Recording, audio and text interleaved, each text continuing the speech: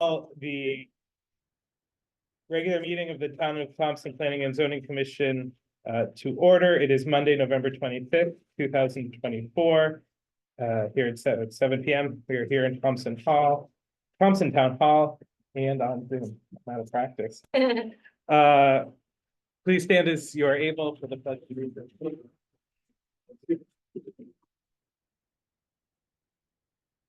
I pledge allegiance to the flag of the United States of America and to the republic for which it stands, one nation, under God, indivisible, with liberty and justice for all. To begin this meeting under citizens' comments and in public hearing, we ask all who will address the assembly to state your name and address. Limit your speaking time to 3 minutes unless otherwise directed by the chair, and to please address all comments directly to the chair in a civil and respectful manner. We will now call the roll. Mr. Lincoln. John B. Linky, present. Ryan Knoyer, present. Randy Blackburn. Dave Poplowski. Ray Williams. Russell Robin. Jane Salcy. Mike Rogan. Alden Hill. Joseph Perotti Brown.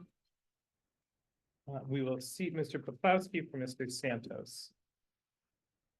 Item 3, public hearing, application 24-32, applicant Ishwara Sharma, 1 Ratan Road, Realty Trust, owner of 1410 Thompson Road, map 114, block 27, lot 21, zone RRAD, 49.53 acres, special permit for multi-housing, 16 family homes, 4 duplexes, a community building according to the Town of Thompson zoning regulations, Article 7, 275-7-2, number 14, and Article 4, 275-4, A, B, and C. I will now open this public hearing for corrective action for application 24-11, legal notice irregularities for the applicant. Good evening.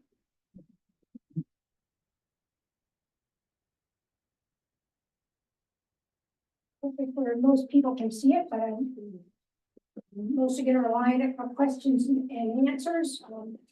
This multi-family special permit condominium project had public hearings with this commission in May and June of 2024.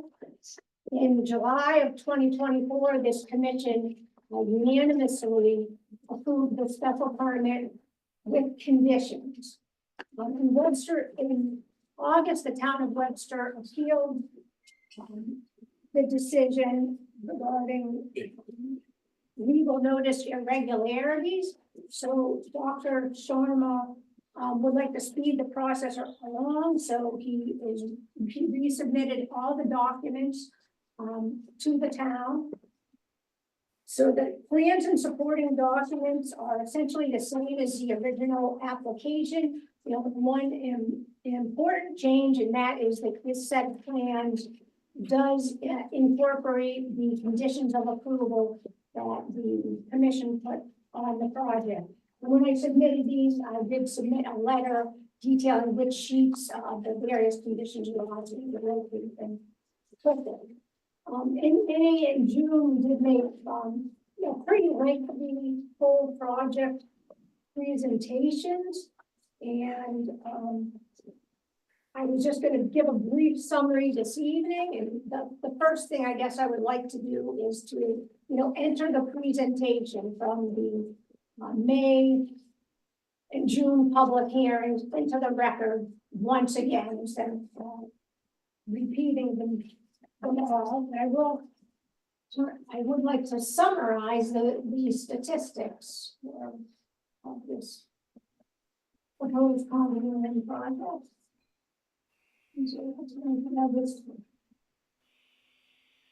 Go to the overall vicinity sheet that shows the Massachusetts and Connecticut state line. McGovern and Bryan Avenue in Massachusetts, Route 193 in Connecticut. This is Dr. Sharma's existing house. There's a proposed private road to come off it with it's 24 units, 16 would be single family, 4 would be duplex. They are going to be, it's going to be a gated community with higher end housing. with the market for senior citizens, also with a community building for some socialization. The homes are going to be energy efficient and ADA compliant, with flush doors and entries and showers and wide doors, so that seniors can age in place. Walker Farm owns about almost 46 acres. This project is only going to serve about 11 acres of it. And the project meets your zoning, the zoning requirements from your regulations, as well as your special permit criteria. The project is consistent with the plan of conservation and development, and specifically in regard to increasing opportunities for senior housing. The project has approvals from the Northeast District Department of Health, the Wetlands Commission, the Fire Marshal. And so it's Dr. Sharma's, hope and desire that we can build a nice community for people who are looking to retire, that will be peaceful, quiet, and serene.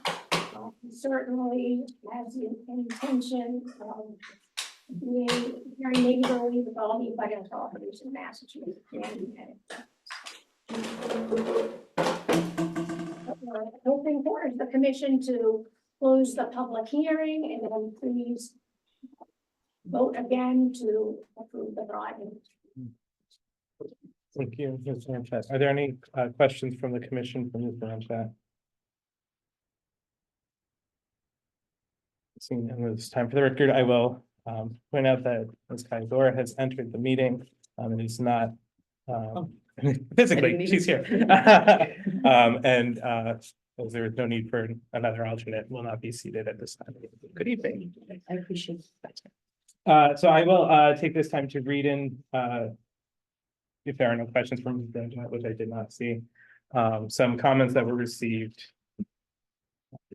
So this was addressed to Joseph Brody Brown, Chairman of the Thompson Planning and Zoning Commission, and dated November 25th, 2024. Dear Mr. Brody Brown, the town of Webster would like to go on the record at your next public hearing regarding the above referenced project, this project. As you know, the town submitted comments at the first public hearing in June regarding this matter. Your commission approved the special permit for the above referenced project, which forced Webster to take legal action due to the lack of adequate public notice to abutters, which includes the town of Webster. This matter is still before the courts and will be as of the date you open the second hearing for this project. Our Director of Planning and Economic Development, Ann Morgan, spoke with your Director of Planning and Development, Tira Penn-Gessick, and was told that there have been no changes or additions to the project materials on file. Town staff have had another opportunity to review the project file. Updated comments from our original submissions are in red. One new comment: first and foremost, the town of Webster does not have any objection to the proposed development. The town of Webster objects to the proposed access to said development through a small residential neighborhood in Webster for reasons outlined below. Two new comment: impacts to Webster's infrastructure. The Webster Highway Superintendent outlines the town's concerns about the adequacy of roadways in the neighborhood to support the proposed traffic. These small local roadways were not designed to handle the proposed traffic. The wear and tear on neighborhood roadways would result in additional costs for the town to repair and maintain them over the years post-construction and likely during construction, as all the heavy equipment will tear up the pavement. These streets were designed for a small neighborhood with a single outlet onto Thompson Road. These are not through streets and weren't designed as such. And three new comment: financial impact. The maintenance and repair of Webster's infrastructure will have a financial impact to the town of Webster. The applicant does not pay taxes in Webster, and neither will the new residents. As such, Webster will bear the entire brunt of the financial impacts of maintaining and repairing streets that weren't designed to handle the additional traffic. And four, new comment: access. The Thompson subdivision regulations require access from a Thompson roadway. This project is not a subdivision and only requires a special permit. The criteria for granting a special permit are silent on access through Thompson. Regardless, the outcome and impacts are the same: new residents paying taxes to Thompson, but in this case, creating a maintenance, repair, and negative financial impact to the town of Webster. Item 5, dead end streets, emergency vehicle circulation. Webster continues to be concerned about the roadway design and what we believe is inadequate room for emergency vehicle maneuverability. Meeting minutes note that the project engineer states that this design meets ASHTO standards, with documentation submitted to verify this. The proposed roadway has two dead ends. The design does not take into consideration the need for adequate emergency vehicle maneuverability, in particular large fire department trucks and equipment. As noted above, There is a limited mutual aid agreement with the Town of Webster Fire Department. The proposed dead-end streets leave little to no room to accommodate not only the largest fire truck, but would not accommodate multiple emergency vehicle parking and or command staging areas. A cul-de-sac at either end is recommended. If that is not possible, then a properly designed hammerhead turnaround is recommended. Please contact the Webster Fire Department for specifications for either solution. No effort was made to reach out to the Webster Fire Department. The assumption presented by the project engineer that the design meets ASHTO standards hasn't been verified. No information was provided and no discussion was had with Webster about its equipment and required maneuverability standards. This of great concern as this potentially impacts the safety of the residents as well as our emergency personnel and equipment. This is a public and emergency responder safety issue. Item 6, invalid street address. The South Worcester County Community. I'm sorry, I believe it's the South Worcester County Communications Center Director notes that concerns about the use of phantom Webster addresses or promoting the project as being located in or having access to Webster services, see attached. It is our understanding that the applicant changed the address on his application. Item 7, police and fire ongoing. There is no mutual aid agreement with the Webster Police Department. A limited mutual aid agreement between Thompson and Webster exists only with the Webster Fire Department. No such agreement exists with the Webster Police Department. Please see the attached email correspondence from the Webster Police Chief. Please contact me or Ann Morgan, Director of Planning and Economic Development, if you have any questions or wish to discuss the matter further. Thank you. It is signed Richard LaFond and includes attachments from the South Worcester County Communication Center, from the Town of Webster Highway Superintendent, from Mark Jeanette of 9 Bryan Avenue, and from the Town of Webster Health Director. This is the attachment from Kenneth Pizzetti, the Highway Superintendent. Hi, Ann, nothing has changed from my end. Those roadways in McGovern Lane, Bryan Ave, will not hold up to their original design if this type of project was to be developed in the interest as planned all through Webster. The roadways of McGovern Lane and Bryan Ave shall need to be redone to handle that type of new traffic. If that was to happen, then I would say all 4 of the streets in that neighborhood, including Aslan Ave and Windy Ridge, shall need to be redone with new procedures of either mill OL and curb line ETC. This simple reasoning is that the traffic shall change its standard pavement management system road plan due to the added traffic wear and tear to all 4 streets. From Gregory Linsky of the Southwestern County Communications Center. Thank you. The only thing that should probably be added is some clarification that the residents may not utilize a phantom Webster address as the applicant has attempted to do for years. This is kind of referenced in number 4, but further clarification may be needed. Also, maybe somehow working in that the applicant shall not promote the project in any way, shape, or form as being located in Webster or having access to Webster services. This is from Mark Jeanette of Bryan Ave as an online submission to the Town of Webster. I have lived on Bryan Ave since 1976, and I'm very concerned about the proposed development proposed by Dr. Sharma. Traffic would increase significantly, and there would be safety issues, I'm sure. My questions: why would we allow this to happen? Dr. Sharma has used Bryan Ave as his driveway for many years, and now he wants to expand that to include 20+ units at the end of our street. Is there no access to his property through the state of Connecticut? My understanding is that we, the Town of Webster, have communicated with the Town of Thompson and also the state of Connecticut in regards to this issue. I would very much appreciate a response and an update in regards to this situation. Thank you for your time, and I look forward to your response. Very best regards. And this is a separate communication received, again dated November 25th, 2024, addressed to Joseph Purdy Brown, Chairman of the Thompson Planning and Zoning Commission, in regards to this project. Dear Mr. Purdy Brown, as the Massachusetts state legislators serving the Town of Webster, we would like to go on the record at your public hearing today regarding the above referenced project. Please note that we and the Town of Webster do not have an objection to the proposed development. However, we have apprehensions over the proposed access to the development through a small residential neighborhood in Webster. We have met with Webster Town staff, viewed the access point from Bryan Avenue in person, and have the following concerns. Emergency services, police and fire. A limited mutual aid agreement between Thompson and Webster only exists with the Webster Fire Department. No such agreement exists with the Webster Police Department. Hydrant. In March 2024, the Webster Water and Sewer Commissioners voted to grant fire hydrant access to the project applicant, Dr. Sharma, and the Town of Thompson. On June 6, 2024, the commission voted to rescind their vote. The project applicant will need to seek another source of water for emergency purposes from the town of Thompson or via other engineering options.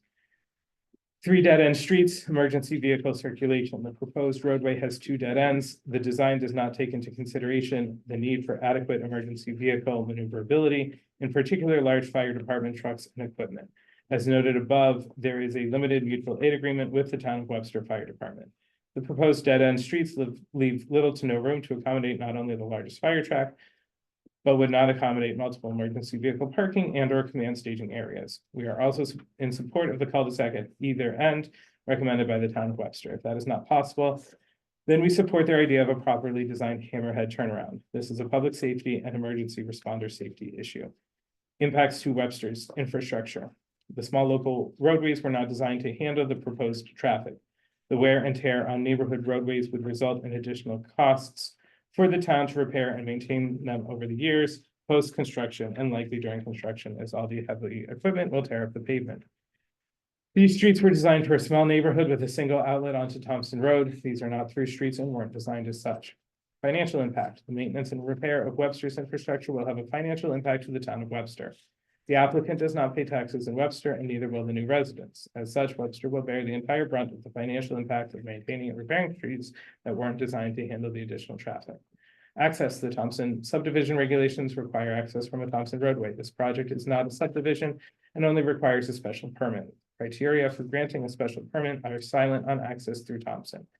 Regardless, the outcome and impacts are the same. New residents will be paying taxes to Thompson, but in this case, creating a maintenance, repair, and negative financial impact to the town of Webster.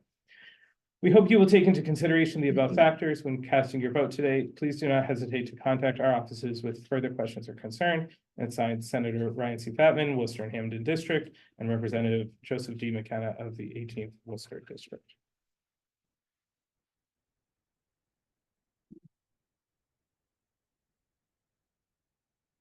Any comments or questions from the commission? Okay, seeing none.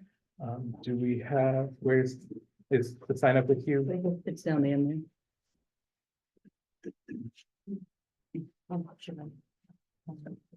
Cindy, are you keeping time?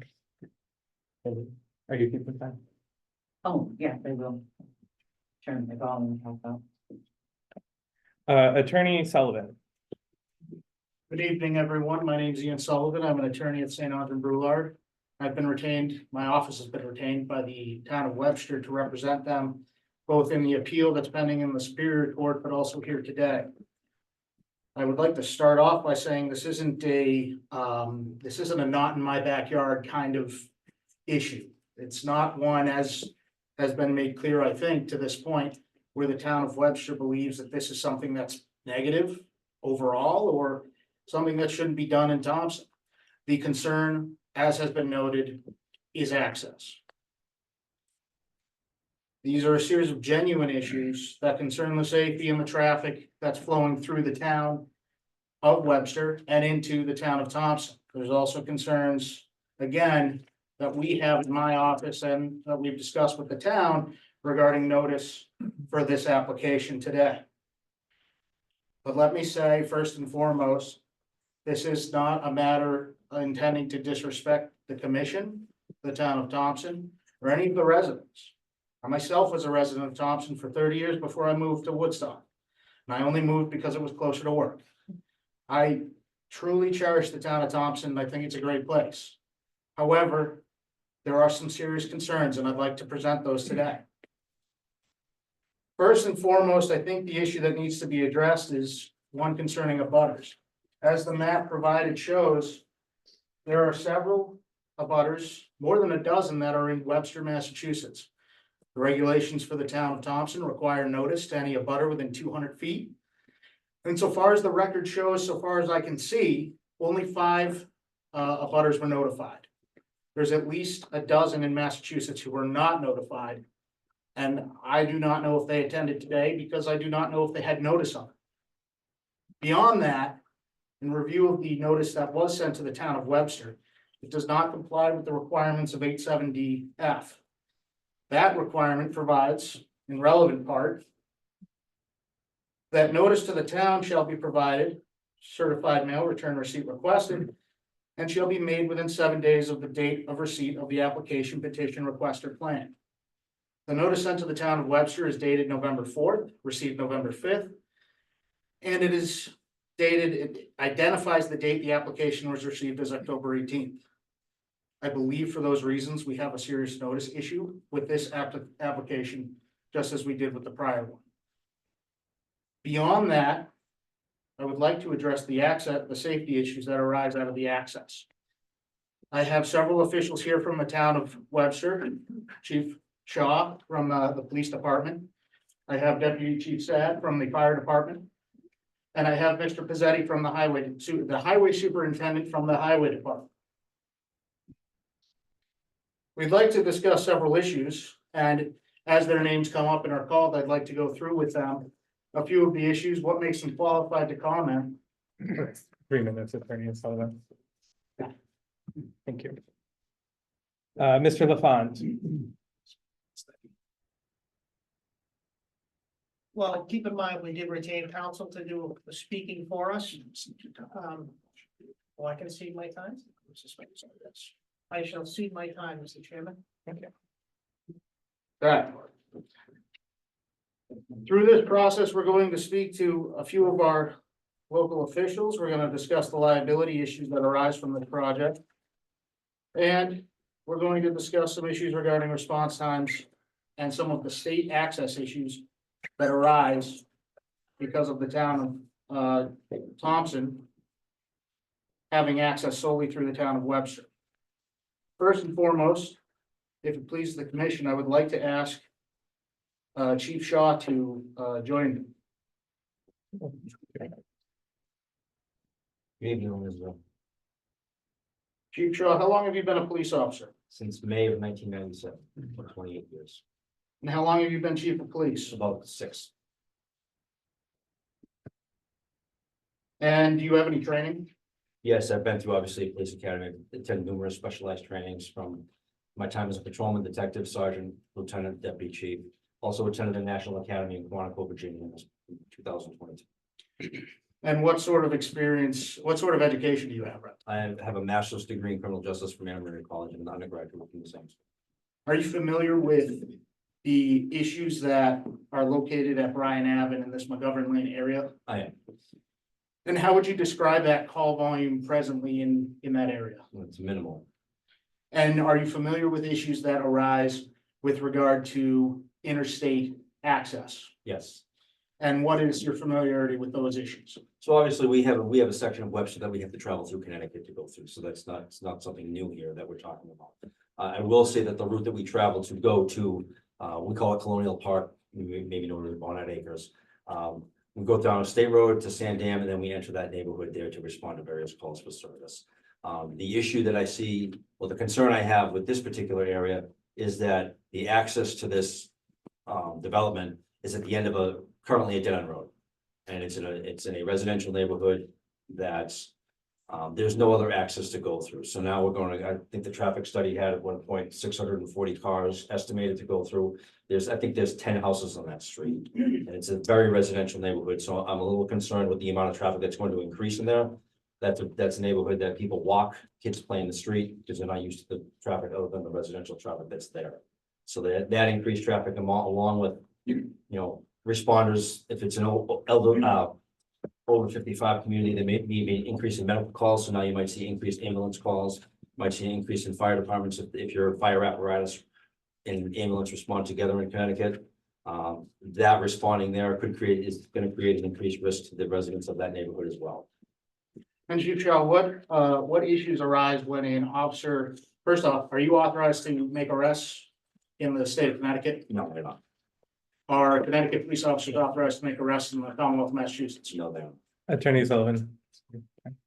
Next on our list is Mr. PZC, and I see Chief Shaw is also on the list as well.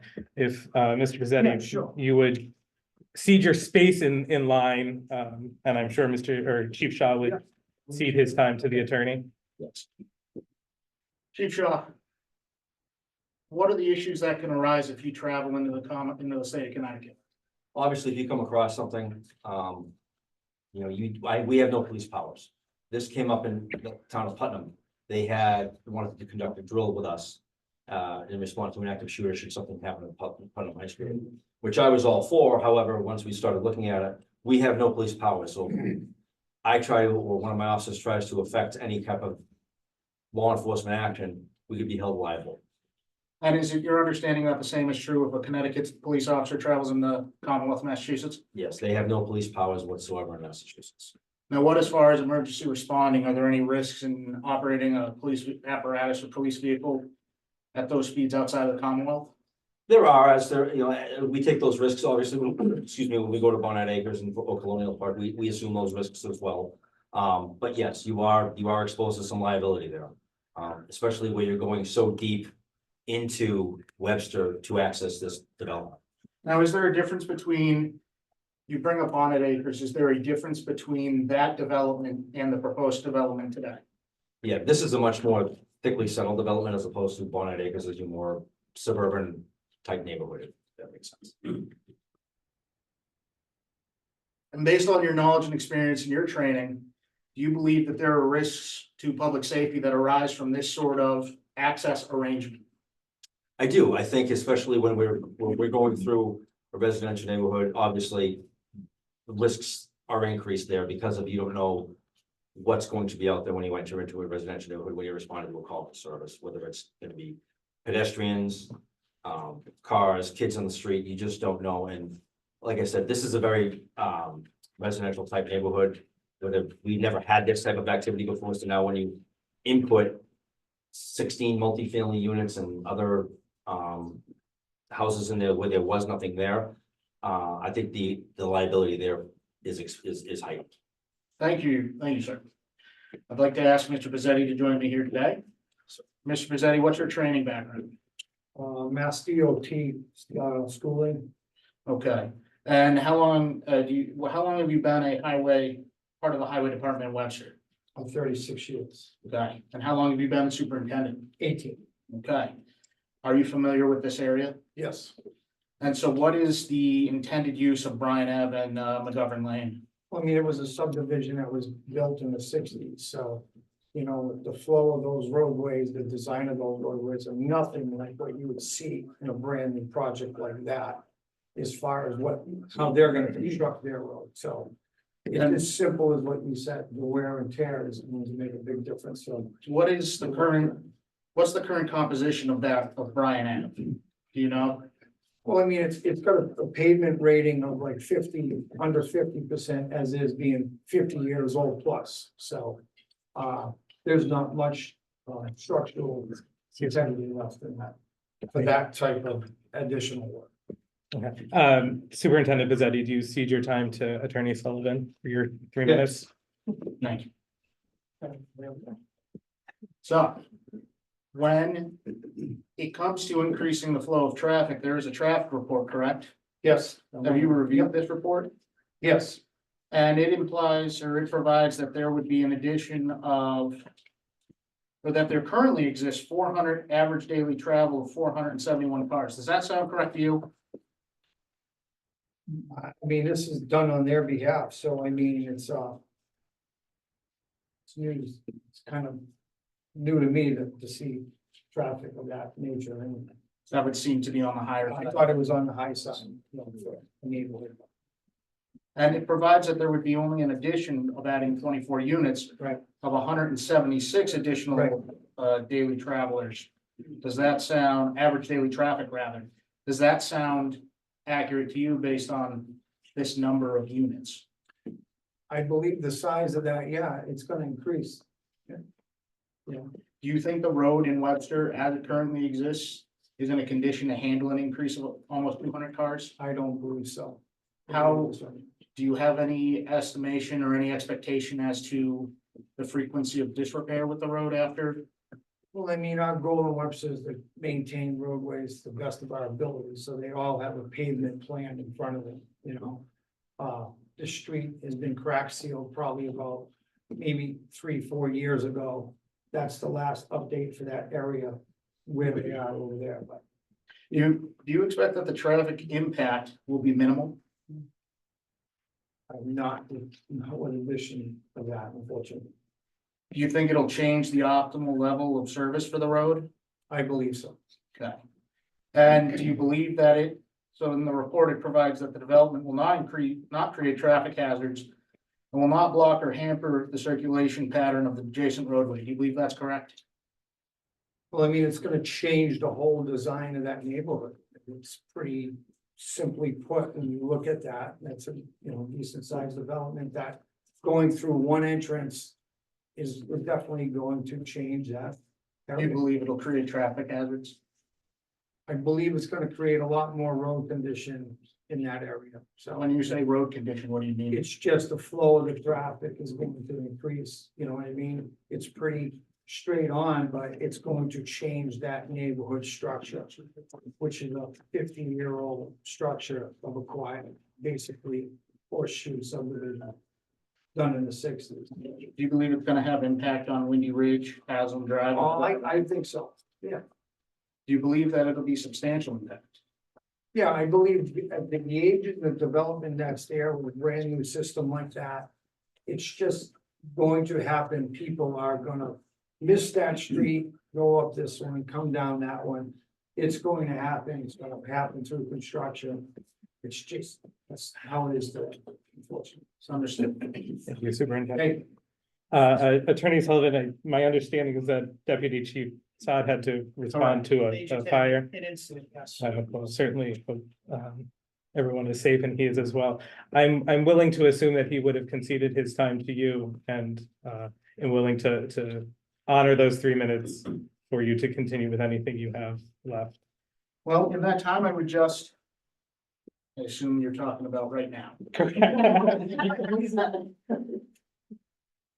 And I apologize for dragging things out, but that's why we have the 3 minutes. But with regards to what the chief or deputy chief were going to say, it's largely in the same line of thinking, in that this presents an issue with regard to access for fire departments.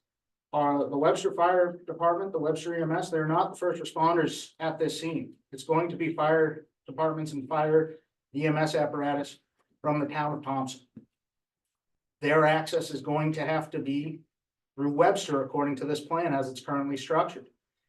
And as a result, it's going to increase response times, and it's going to potentially run into issues of safety with regard to the neighborhood that's already in existence, and with regard to issues that arise. I would just again reiterate that, our position is that there was a lack of proper notice on this matter, and that the issues that we have, again, it's not I don't want to see this ever. It's an issue of the way it is currently presented to this commission would result in serious questions about who's going to be responding to these issues. How quickly will they be getting there? In a 55+ community, if that's what it is, because there is some language in the second application that suggests it's a 30+ community. Which one is it that's applicable to this situation is a question that we certainly have. And those represent different issues. If it's a 30+ community and you have an individual who could be causing a disturbance, your response times from Connecticut State Police are obviously very different from the response times that you have with Chief Shaw's department. And so if people are living in this community and they expect that they're on the border and that they're supposed to be receiving these services, that's misleading in and of itself. So I think the large part of it would be that this issue would be largely addressed by another access point to the extent that that's feasible. Thank you, Attorney Sullivan. Mr. Long? I'd just like to reiterate a couple points, based on the attorney's statement, as in butter myself, still haven't received any notice to any extent about anything ever. And the traffic study he's saying is 400 cars going through that neighborhood every day. There's no one. There 470, yeah. If there's 100 cars, I personally live a little bit further up the hill. I see maybe 4 cars go by my house a day. There's a bunch of neighbors here who can attest to that. There's no traffic in this neighborhood. To say it's going to impact it that little is not true. I have kids who like to walk around the neighborhood and it's just with the safety standards alone, let alone the impact on the infrastructure and everything. I mean, as far as I know, most people in the neighborhood are not against this project. We just want him to go through Thompson. As simple as that. Thank you, Mr. Long. And just your, Judith Kostarski, and I live my son, and part of me, I'll get emotional, and I'll tell you why in a minute. I think it's a wonderful idea with another entrance into that development. Correct me, Route 16 onto 11 Lane, Yes. and then Bryan Ave, and we are just off on Anderson Ave. Okay, if you can visualize this, but so. But 2.5 years ago, my husband was cardiac arrest in our house, at Anderson Ave. Here he is. And I'm saying, the emergency services, for getting to my house quickly. And I went to a room. He wasn't breathing, so I'm embarrassed. And I was able to cough out. And those people came so quickly. And they saved him. And here he is. Okay, and now I visualize. Get to my house. The obstruction during a 5-year span, I was told, I don't know if it's correct, it'll take 5 years to complete this project, and it's a wonderful idea. But not from Webster. And now to get to my house, the ambulance, those wonderful people would have to come off Route 16 on Governor Lane, they have to go all the way up. It's not bad, don't get me wrong, but it's far enough when you're trying to save their life. Minutes make a difference, and come round and come back down the hill to our home. I know there's minutes that that's so important. And my husband can't wait, it's hard to stop. And I am embarrassed. Sorry, I'm really sorry.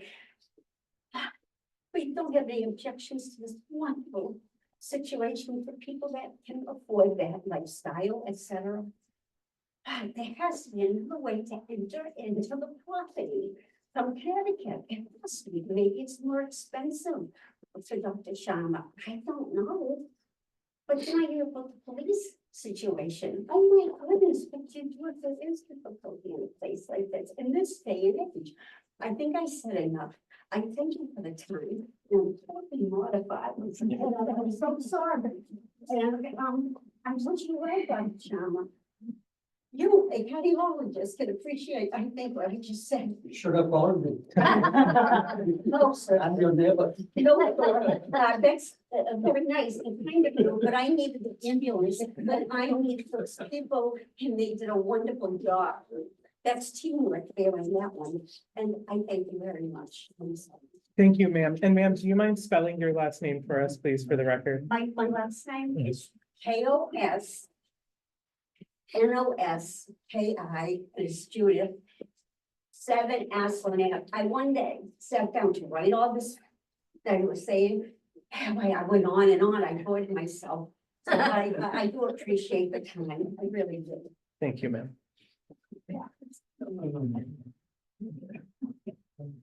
May I make a Ms. comment?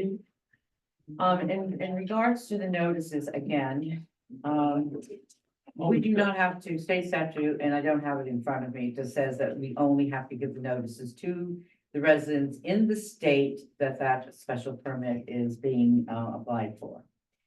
The special permit was accepted on October 28th, and that notice was hand delivered to the to the town of Webster Town Hall in person.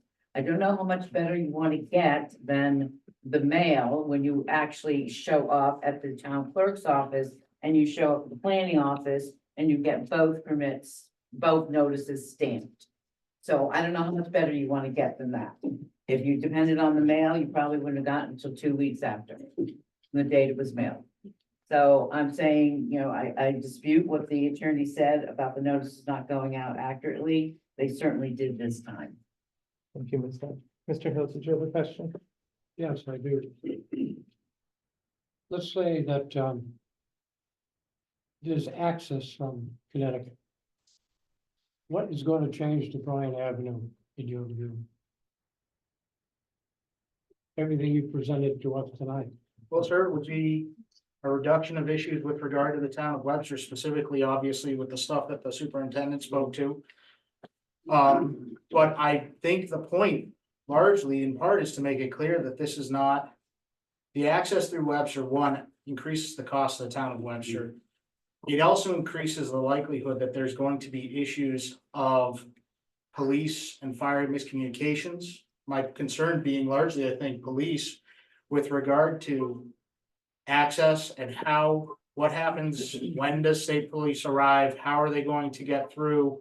If there's issues, something happens across the border, you're introducing a whole extra issue of liability for those officers and for the state with regard to if something happens on their way to this location. Beyond that, I mean, the big concern is that this is going to result in degrade in public safety for the community on Bryan Ave, as has been testified to. There's concerns about, at least by their own traffic study, almost 200 additional travelers average a day coming through. And again, we still don't have clarity as to whether this is a true 55+ community, 30+ community. It's not clear based on the record that's been provided and based on the application that's been filed by the applicant. For those reasons, there appears to be safety concerns and traffic concerns that appear from this current access, whereas a road through an easement directly off of Route 193 would likely alleviate some of the access issues because it's a main through road. So you'd still be against the project, even if there was access from Connecticut. Well, I don't think that the town of Webster would have any concerns if it was access through Connecticut. If it was something where Dr. Sharma could obtain access off of 193 or through one of the neighbors, absolutely. I don't think there's any concern about that. So you could, Bryan still would have Avenue, would still have access to this community. I would have to discuss with my clients as to whether or not that would be something they would accept. I think it certainly makes it more feasible to make sense if there was access through both, but I don't know that that would be reasonable, given the town of Webster's costs associated with that. That would be something I'd have to discuss with my clients. Thank you, Attorney Sullivan. Ms. Elsey. I have a lot of questions. I understand the concern of all the residents. And I know what it's like when you have to have somebody's life saved. My questions are, and I guess this is to Dr. Sharma. I think I asked this back in June or July. Is there any way that you can put in a different access road without going through Webster? Janet and I looked into it. And we already expressed, if it was possible, it would have been done without a heartbeat loss, because it is not possible. There is a steep road. And I think one of these gentlemen approached me to see if I could, I think most likely one of them, to see if I could have access from the Bryan Avenue. And they wanted to sell a piece of my property, but that was abutting the wet water land. So we could not do that either. So I think that will be even worse scenario for the town. It is not practically possible. If it is, it would have been, there's no brainer. It will be basically the common movement. We will still go through the Bryan Avenue because that is very practical. A lot of us work and do the Bryan Avenue. So it will be no reason for to go backward, then turn left. So I think that will be not practical solution. It's not available, and even if it is available, Bryan Avenue will be the preferred way to go in any case. Thank you, Okay, Dr. Sharma, and just Ms. Elsey, if I may, to further on with this point. Ms. Blanchett, if I remember from the earlier meetings, the grading of the entrance from Connecticut made this. That's correct. Everforth, had asked Dr. Sharma to see if they could have an access road in for Route 193. So I did a relatively extensive study on it in June of 2023. And basically this is the sentence that we wrote back to Eversource. Dr. Sharma does not own frontage on Route 193, and the properties with frontage along Route 193 are developed with homes and businesses.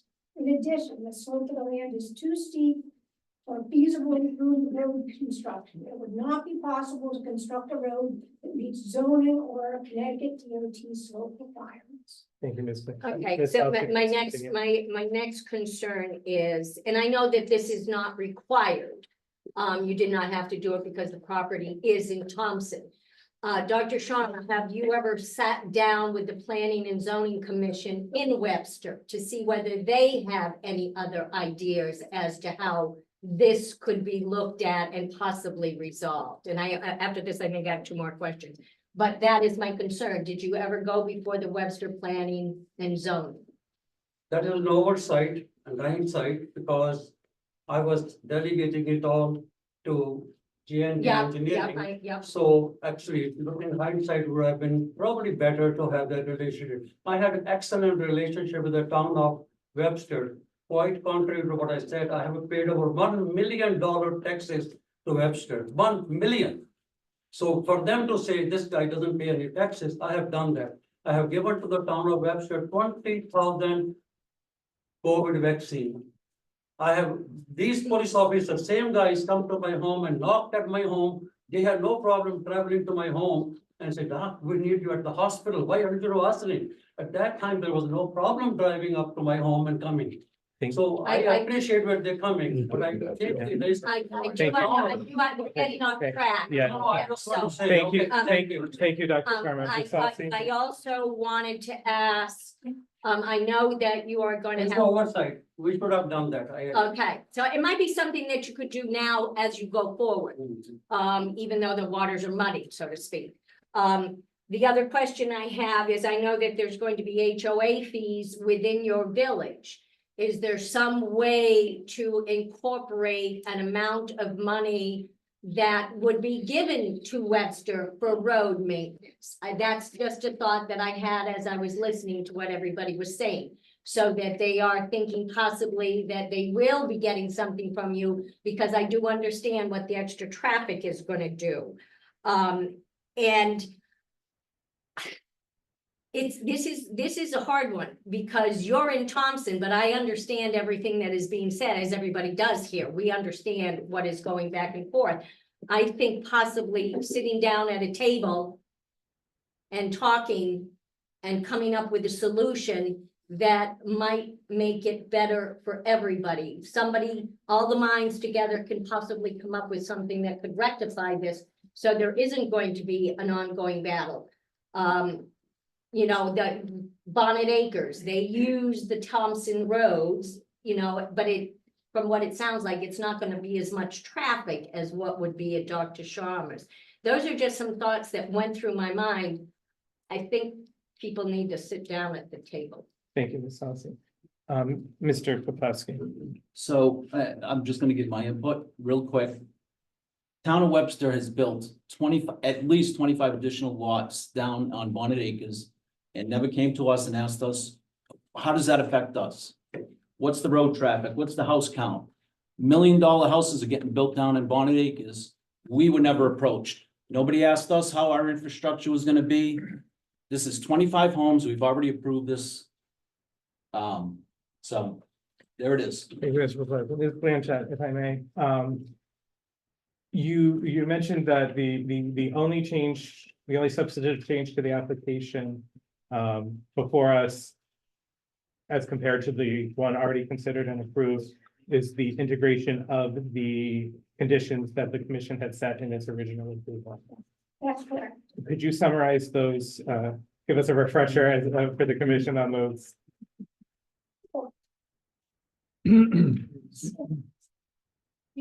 If I may, I don't want to take a lot of the commission's time, and there's been a lot of repetition in the other months, but I would like to address some of the other.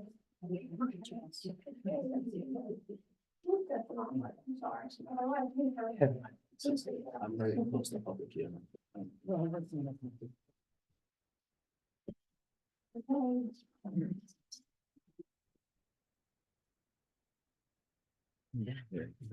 Some of the conditions of approval were to put no parking signs on the hammerhead.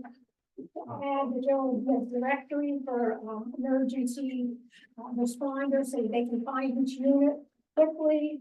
The slow children sign. There's emergency services notations on the cover sheet regarding giving contact information to the state of Connecticut police. The Webster Emergency Services and the Thompson Emergency Services will all have access codes to the gate. But we did acknowledge in our previous submission that we know that there's no mutual aid agreement with the Webster Police, and this project is not requesting. Never has, never made any assumptions about Webster Police servicing this property. Mr. Chair, Thank you, Mr. Lang. I would like to make, before I make my motion here, I'm gonna agree with him. Because I used to work this area when I was a kid, when I used to pick rubbish from my uncle, all the Bonnet Acres, Webster. And right over here is Bates Crossing, which is a road that was there, it's still considered a road in Massachusetts. It comes off of Point Breeze Road. That road was supposed to have been used for any house that was supposed to have been built on the Mass side. But all these years, none of us in state of Connecticut, and I'm a lifelong resident of this town, and it's never was made an issue about people from driving through Connecticut to live in Mass. We never approached Webster and everything. I worked a lot in Webster. I know what Webster looks like. So after that, what I'm just saying is, I agree with Dave, and I think the people in Massachusetts on this over here, it's good. It's called, what's good for the goose is good for the gander. That's it. And I make a motion that we close the public hearing. Before you make that motion, can I just ask Janet to explain one more thing that was mentioned in one of the letters? Is how. Do you withdraw your motion? No. The motion is on the table. Is there a second to the motion? I'll second. Motion has been made and seconded. Any discussion on the motion to close public hearing? I think if other people have things to say, they should Yeah. say it. That's what I think too. Okay, any further discussion on the motion to close public hearing? A yes vote will close the public hearing, a no vote will keep it open. Mr. Lanky, John B. Lincoln. Yes. Mr. Canoyer, Ryan Canoyer, yes. Bernie Blackmer, no. Dave Falsky, no. Ray Williams, no. Russell Robin, no. Jane Falsey, no. Mike Vogel, no. Alvin Hill, no. Just Purdy Brown, yes, the motion is defeated. Ms. Dunn, I just would like Janet to explain the replacement of the hydrant that was mentioned in that letter. And I know that she did it in the last, our last public hearing, but if you would explain it again so people understand the replacement of us not being able to use Massachusetts hydrants. Yes, I mean, my name is Janet Blanchett, and since everybody else was giving their credentials, I would like to state for the record that I'm a licensed professional engineer in the state of Connecticut. I have a master's degree in civil engineering. When Webster withdrew their permission to use hydrant for fire protection, the Thompson Fire Marshal required a cistern to be placed on the project. That was added to the plans, and the fire marshal has reviewed the plans, and the Thompson Fire Marshal does not have problems with the turning radiuses in the roads which are designed to the town of Thompson subdivision statements. Mr. Chairman, Ms. may I just ask one more question of Janet, which is, for the sake of, the attendees mostly, when we redid the subdivision regulations, you talked about how you derived traffic counts. Could you share that information with the commission? Yes, traffic counts are statistical, they're based on the Institute for Traffic Engineers, and so they're, and when they talk about trip, it's not the number of cars in a road, like a trip is anything. If you have two people living in a house and you each go to work, that's 4 trips, 2 people in out. You get one Amazon delivery, that's another trip. The bus comes in, that's another trip. So trips actually add up pretty quickly, and so this is just statistics. Nobody put traffic counters on the governed lane. The Institute of Traffic Engineers for single family houses gives the statistics. It came up with not only the number of traffic that's projected to be there, but also the increased traffic from the proposed land use. And so, if I may follow up, Mr. Chairman, therefore, because some comparisons were made between this proposed condominium development and the existing subdivision and neighborhood called Bonnet Acres, the number of trips would be substantially higher in this neighborhood. Yes, that it would be higher per unit, and say it's just I know that the Public Works Department, in fact, in Thompson, is getting ready to redo Bonnet Acres because of to do Bonnet Street because of all the traffic, and a huge percent of that is from people who live in Massachusetts. So I wonder, is Webster contributing to the resurfacing of Bonnet Street this year? That's what I just said. Thank you. Dr. Sharma. I just want to make my one correction. You asked me, did I approach them? Yes, I did. I recall. I called them after there was some smoke. I said, I understand you have concerns. Could I come and discuss and meet you with it? And the office of the administration said, it's not necessary. I just recall. So they declined it. I just said, but it was done. I just recall. Thank you. Mr. Long. I would just like to address this comparison here. I mean, I personally feel like this is apples and oranges. You're going through a quiet, slow speed residential neighborhood versus main highways and wide roads that are designed for a lot of travel, not a dead end cul-de-sac. And this development clearly is partially in Massachusetts, partially in Connecticut. I mean, I don't think they're exactly a very fair comparison based on the access points and size. Thank you, This Mr. is Long. much denser than what the department is proposing. Right, with many more access points. Ma'am. There's only one. Yeah, There's only one access road. Okay. Car traffic, have we stopped to think about? I'm sorry, ma'am, can I get your name and address for the record? O'Connell. McGovern Lane. I'm sorry, and please continue.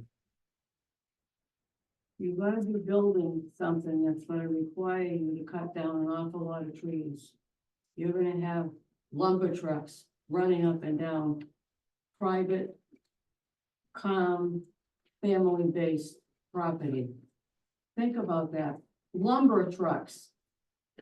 And there's no way that can be, you can't compare, we're gonna have 50 cars that are going by. Can you imagine it? Think about it. There's nothing you can do to fix that.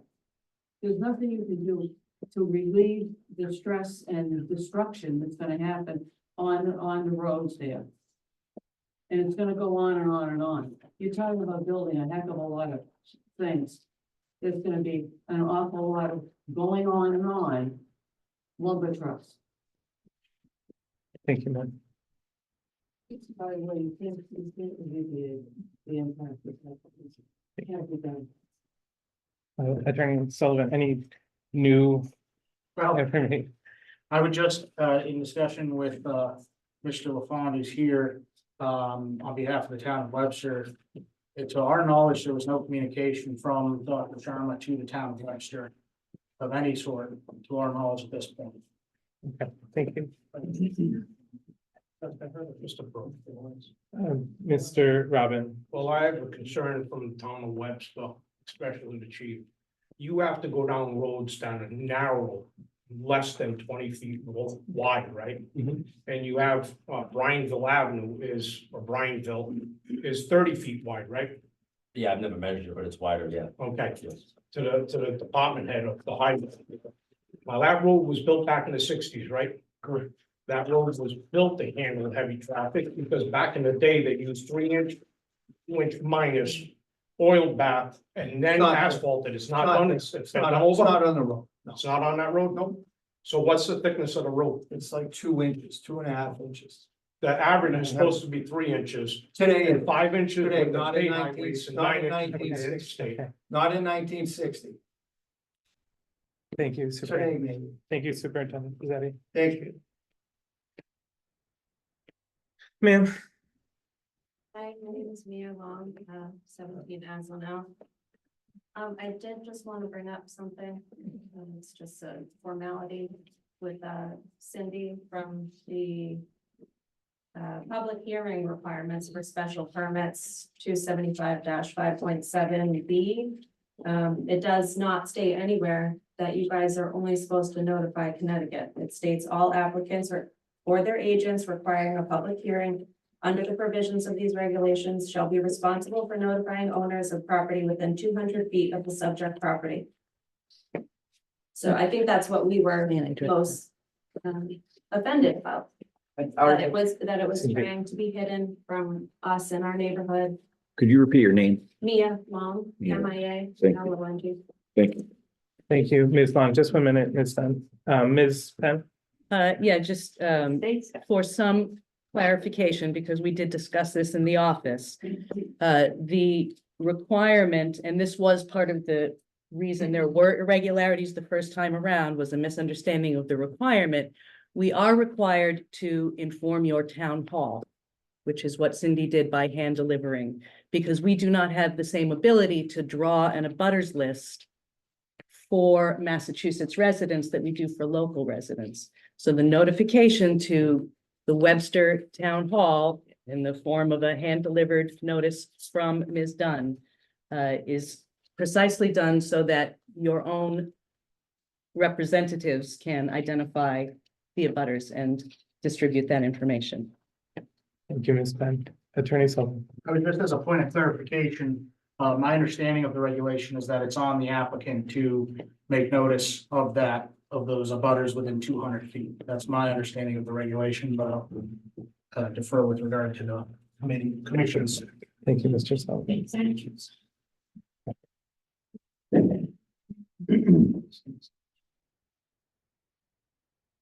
I'll make a motion to close the Public hearing? public I have a hearing. question. Oh, you do, I okay. do have a couple of questions. Okay. For the applicant, Mr. Cardinal?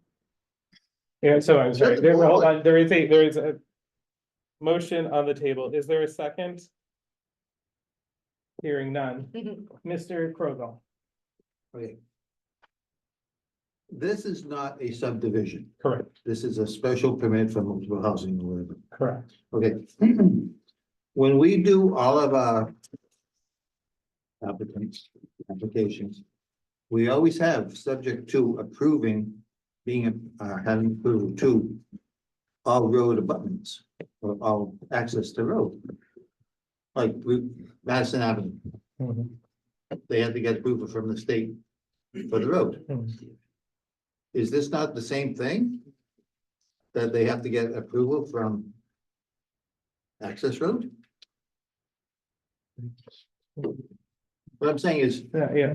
at this point, it would be, well, okay, but, okay, all right, Walker Drive. If I want to put a house in on Walker Drive, do I not have to get approval from the town highway department for a driveway permit? I think there's an existing. No, it's not. Where he's using the existing. Driveway compared to road. If we have a driveway, are we not allowed only 3 cutoffs from that driveway?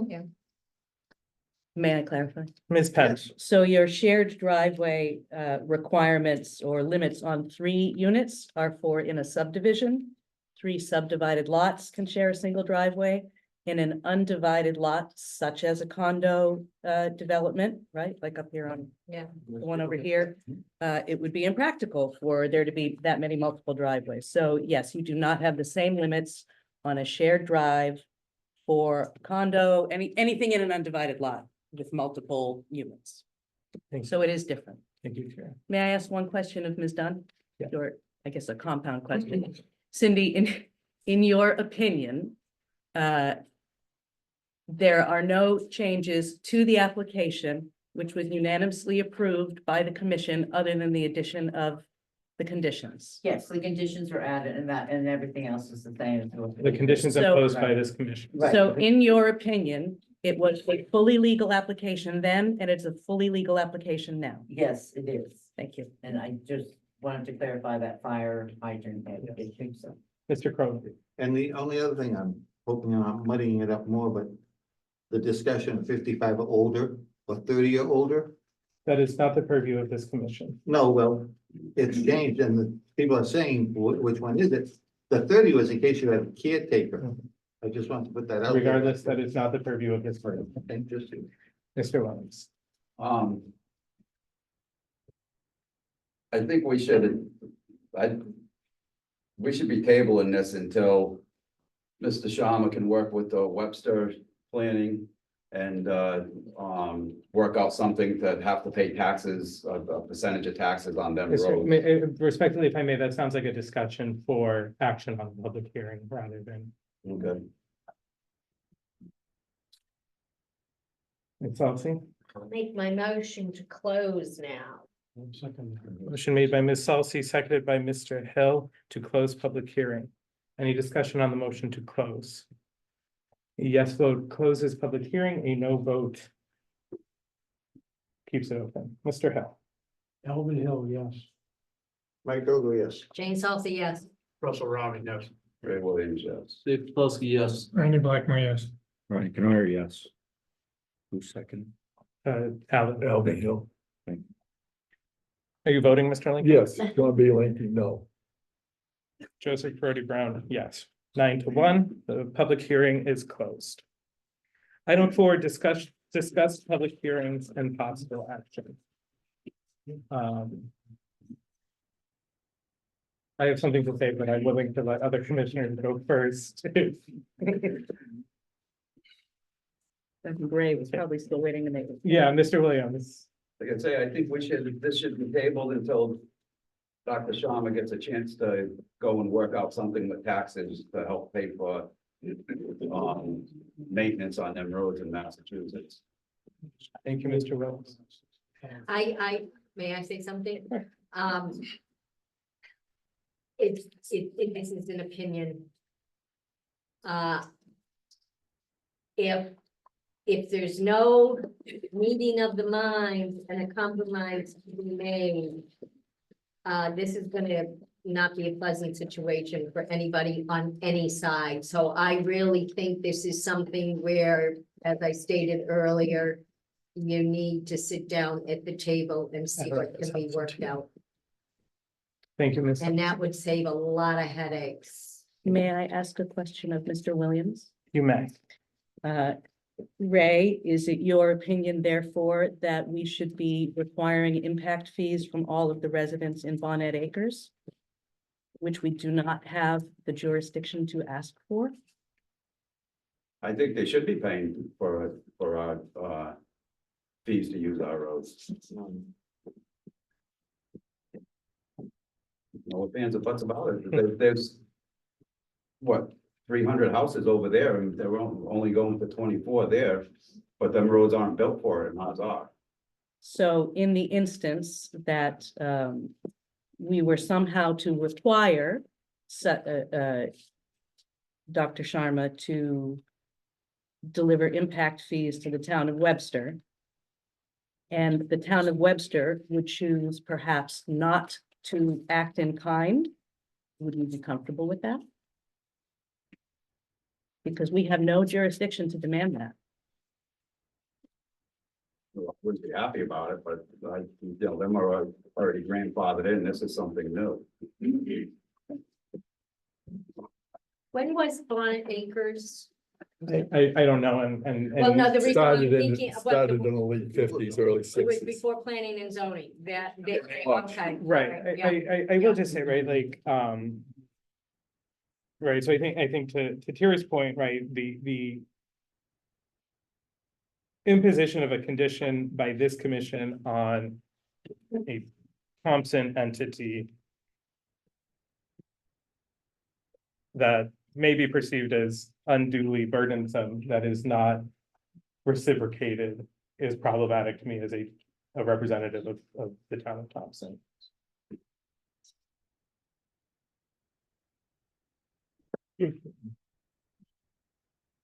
Any further comments? I will say what I was going to say, which is to repeat Cindy's comments that this is an application that this commission has already approved to be in accordance with the regulations of the Town of Thompson regulations. That's my thought on that. There are no further comments. A yes vote will approve application 24-32, and a no vote will deny the application. I think Randy's coming back in if you want to wait a minute. Excellent. I shall wait for Mr. I Black. heard a door. May I say that, I mean, the problem that I'm having is that we are a commission here in Thompson. And it met the Thompson regulations. I know that that's hard for the people that live in Webster, but we don't have any control over Webster. That's why I'm saying you guys need to sit down at that table. Because Thompson is Thompson. That's all. Thank you, Ms. Salsi. A yes vote will approve application 24-32. A no vote will deny the application. Mr. Lenke. John B. Lanky, yes. Ryan Canoyer, yes. Randy Blackmer, yes. Dave Pavelski, yes.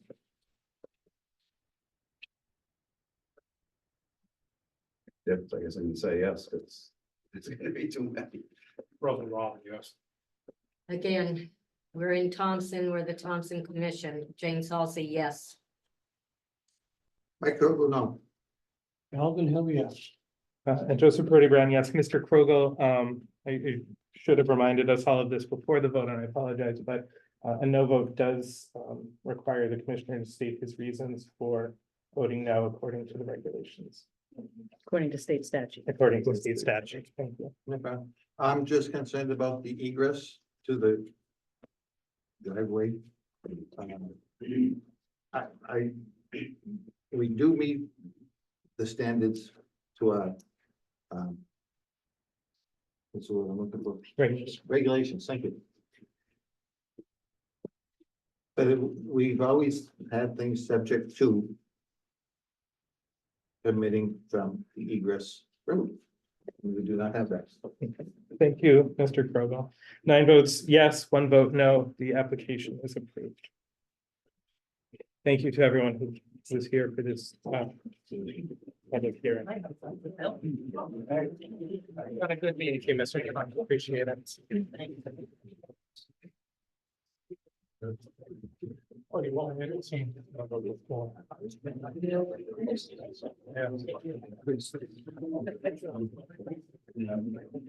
Gonna hold on to. Yeah. As people are leaving, I'm gonna hold off for the next agenda item.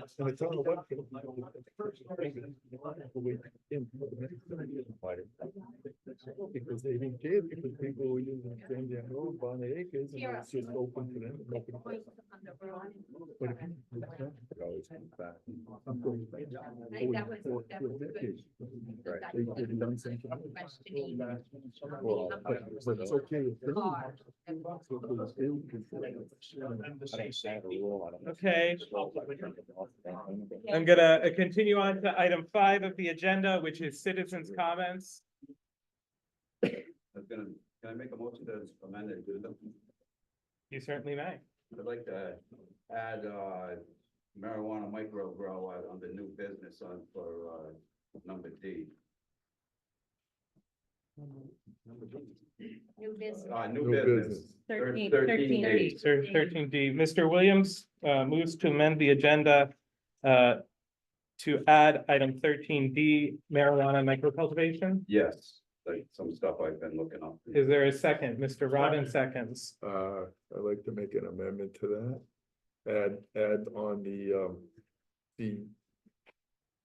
lot sizes to discuss the difference in the districts of the minimal lot size. That'll be part of it. That can be part of the membrane. Well, I'm saying. Yeah, it's broad enough that that is all. part of it. You have to put it in there, you just can't bring it up. when Well, you yeah, talk. because we're talking about. So that like, Indian guy left? Right. about all of it. Yes, yeah, Also, so Ray, what are you? You're a D? yeah. Yes. Can I add an E to subcommittee? I want to talk about the subcommittee. Certainly, and I ask both of you and not for any reason, is this, okay, no. that's okay, so, we're gonna take this as 2 separate motions, Yeah. right? So Yeah. Mr. Robin has, I'm sorry, Mr. Williams has moved, Mr. Robin has seconded the amendment of the agenda to include 13D, marijuana micro cultivation. Any further discussion on the motion? All those in favor say aye. Aye. Any opposed? The amenda is agended. The agenda is amended. Mr. Poplawski moves to add 13E subcommittee discussion. Yep. Seconded by Mr. Hill. That's an old. Ms. Dunn suggests that that would better be suited under 12B, old business. And I'll agree. As long as Mr. we talk about it, we're good. Mr. Poplawski amends his amendment. You second as amended? Any discussion to the motion to amend the agenda to include 12B subcommittee discussion? All those in favor say aye. Aye. Opposed? The agenda is amended. Okay, thank you. With that, we return to item 5, citizens' comments. And I see none in the room. Are there any in the Zoom? Kira, do you see any comments? I'm sorry, hold on. You're fine.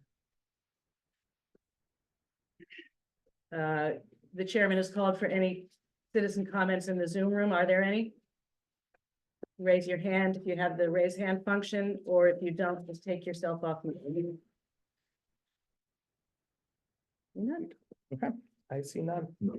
Thank you. Item 6, approve minutes. We have the Planning and Zoning Commission meeting minutes of Monday, October 28th, 2024. Mr. Knoyer has shared with us some corrections to the minutes. If you would like to summarize those for us, please, Mr. Knoyer. Yes, so I did the minutes at the last meeting, as the secretary for the first time following the Thompson bylaws as the way that they should have been done probably all along, but now they will be done that way going forward. I did issue 3 corrections.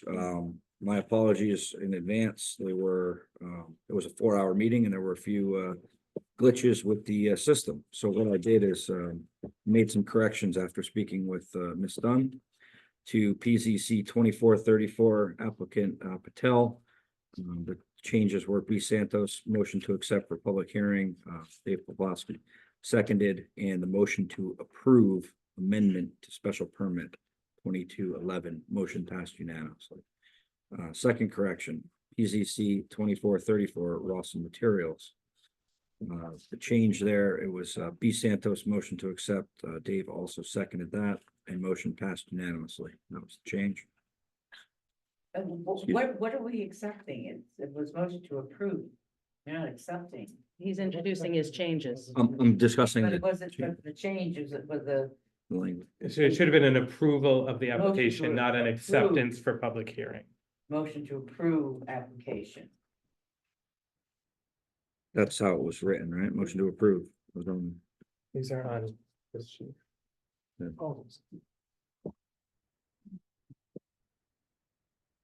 So, Ms. Dunn, what, is there a correction to the correction? No, yes, on B. Santos, motion to approve application. Motion to approve application. I put accept, excuse me. Yeah. Okay, got it, thank you. Motion to approve amendment should be. Whatever. Okay, and the motion did pass unanimously on Rawson, and the third correction was on 2436. Sadeka, and the amendment to existing permit and the CEO comments were also added and or amended based on an email. So I'll read them out aloud here so everyone can make sure we're on the same page. Ask the acting chairman, Jay Lanky, to entertain the motion to continue to November 25th meeting due to waiting for wetlands approval. Commission could not approve until wetlands approved the wetland permit. Going forward, it was recommended that the commission should not approve applications before wetlands approval. Mr. Blackmare motion to accept. And that again should also read to approve. Should also read to approve. Motion did not pass. Thank you, Mr. Canori. So these corrections, if applied to the minutes as submitted, And now, consider the minutes to be put up for approval. Mr. Popowski. So on public hearing, it does not, which one is this? This is, PZC 24-27 does not have me voting for some reason. So are you on page 4? I'm on page 4 at the top. 427. So, and that affects the votes because it's, I think I counted, he says 5 no and 4 yes, but that doesn't count me, so something's not right with the calculation of those. Which, what do you? 24, We're on page 27. 4. Yep. This is application 24-27.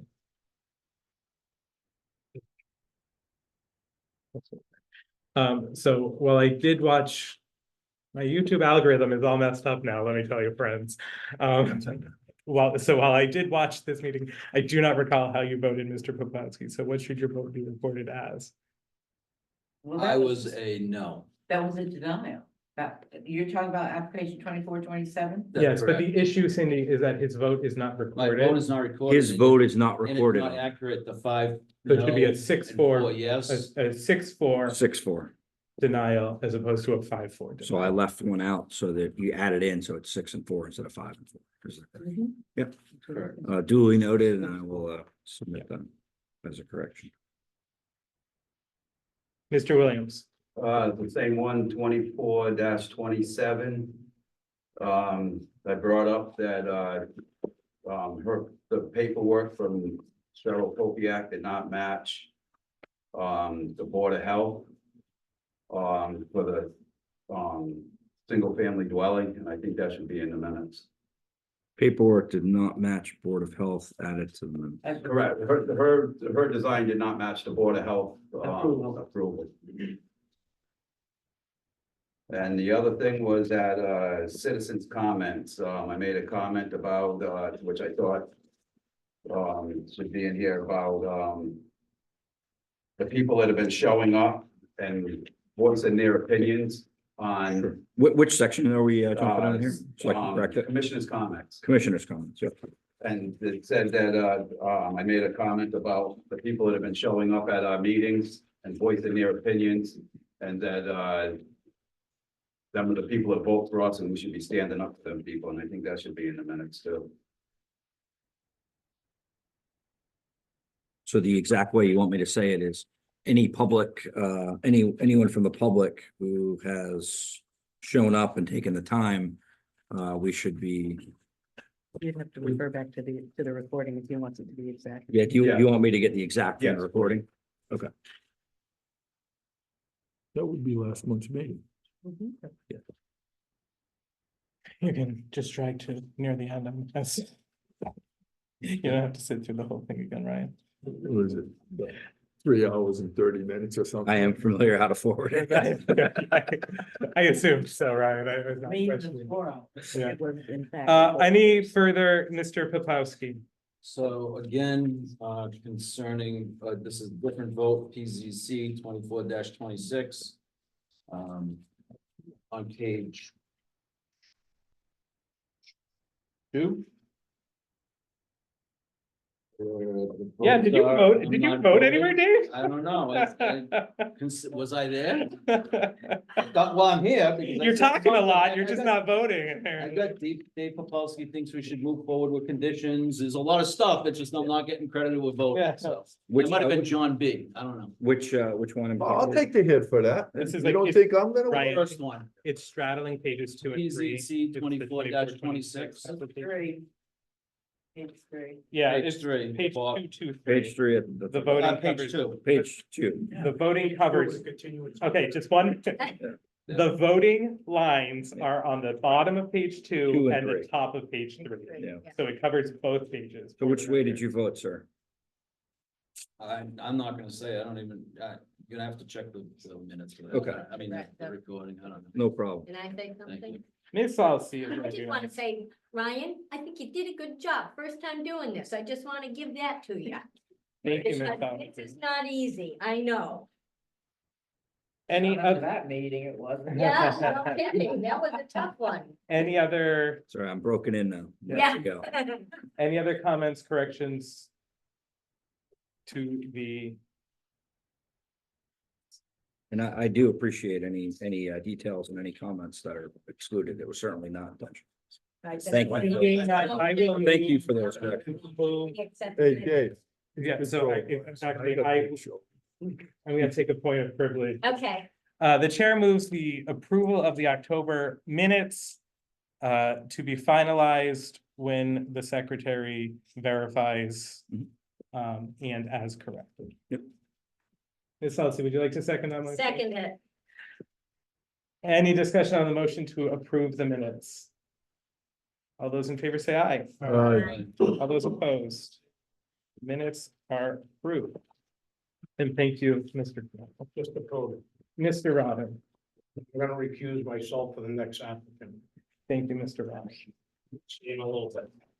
And I'm sorry, just My for the- office if you want. Is that- You can go in my office if you Or want. go in my office. and if you would just for the record, state your reason for recusal. I have dealings with this person because his house has a right of way to my development. Perfect. Thank you, Mr. Robin. This is application 2436, Voisin Sudicka, property owner of 1574 Riverside Drive, map 55, block 65, lot 14, zone TCDD, request an amendment to special permit 21-32 to modify the approved structure according to Article 4, 275, 411, amendments of permits for site. You may, Ms. Dunn. Wetlands has not issued approval for this project, therefore no action is required by the PZC. Application to continue the PZC meeting on Monday, December 16th, 2024. I move to continue this, Second. to table this item until the December 16th regular meeting of this commission, seconded by Mr. Lenke. Any discussion on the motion? Hearing none, yes, Mr. Blackmer. Can you also hold up on, Wetland? wetlands? Yeah, that's a hold up wetland. I have no idea. All right, I have Probably- the minutes here if you want me to read it.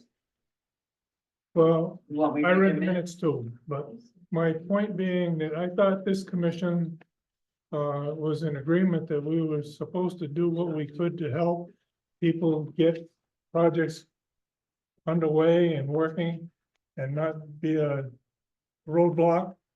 And this poor guy has been trying to work on that ground for 3 months and all the good weather's gone now, so we can go out and work in the snow and frozen ground. And in my opinion, I made the motion that we approve this pending with inland wetlands.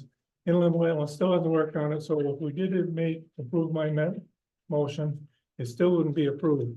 But I just wanted to get it off my chest that I think that the town officials or whoever is the stumbling block on this should be take the hint and try and help people to get projects to go when weather's cooperative.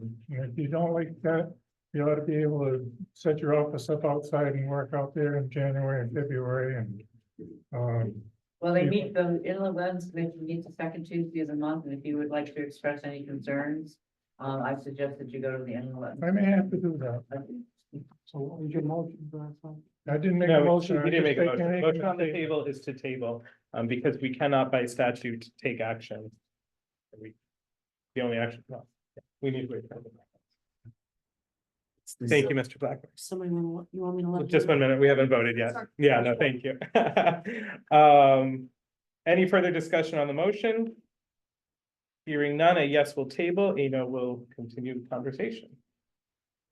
Mr. Lenke. John B. Lincoln, yes. Ryan Canori, yes. Randy Blackman, yes. Dave Plosky, yes. Ray Williams, yes. Jane Saucy, yes. Mike Rogle, yes. Joseph Prodi Brown, yes, 9-0. Mr. Robin is not voting. Yeah. And, yeah, yeah. think that would Yeah. be like an abstain. And we'll wait for Mr. Robin to return. Yeah. Mhm. Thank you. Is he coming in? Yeah, just want to get him. I didn't have to do the walk.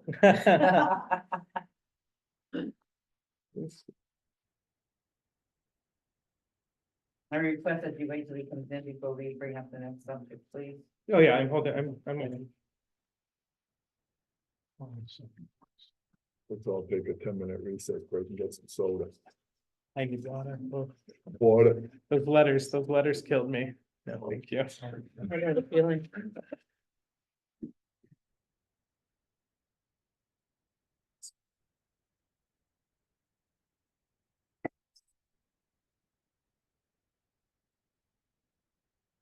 Must have gone away. Did he go to Webster? I don't know. Guys, maybe you should go out there and grab it.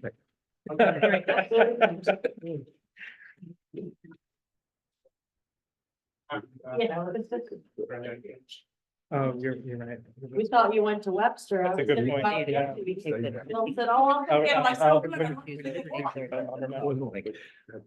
I just don't wanna listen to it. Yeah, but you're yourself, right? Yeah, I know. I know, hold on, okay. The next item is application 24-37, applicants Casey Fleming, Kevin Carbonell, and Robert King at 217 Brickyard Road. Property owner Katirtsi, John and Sarah Katirtsi, under sales contract with the applicants, map 38, block 87, lot 6B, zone RRAD. Request for a home occupancy permit to raise and sell via internet sales bearded dragons in the accessory structure located on the property according to the Town of Thompson zoning regulations, Article 14, 275, 14.1, home occupations and neighborhood limited enterprises. The chair recognizes Mr. Lenke. I have to accuse myself because I am a resident on Brickyard Road. That's what I'm gonna go. Mr. Lenke recuses himself as a butter. So I ask you, Not, Wait, hold on a second. Can I see Kai's for a recused member? yes. sure, oh, yeah. I should have seated you for the last I'm vote. sorry. So for temporarily, Kai's or Levesque is seated. So, Thank you. so, Ms. Dunn. I basically, put this on the agenda because again, it's a new innovative idea that this community has not experienced. So I just wanted to get some feedback. But I will backtrack. One of our, regulations in the home occupation application requires that the applicant own the home or has a notarized note from the homeowner that they can run this business. In this situation, they're waiting to see what you feel about a business like this and feel about me going ahead and approving this home occupation permit. They're here tonight and they'd like to talk to you and they would like to show you a sample of what you're talking about. This is exciting. This is exciting times here at the Planning and Zoning Commission. And depending, you know, on your feelings on me saying yes and putting the condition that they have to own that home, before they can open that business, so. For the applicants. Thank you, Mr. Chairman. I'm Robert King, and this is Casey Fleming. So we are looking to relocate to Thompson. I work at IPG, so we live very close anyway. And this is something that Casey's been engaged in for many years.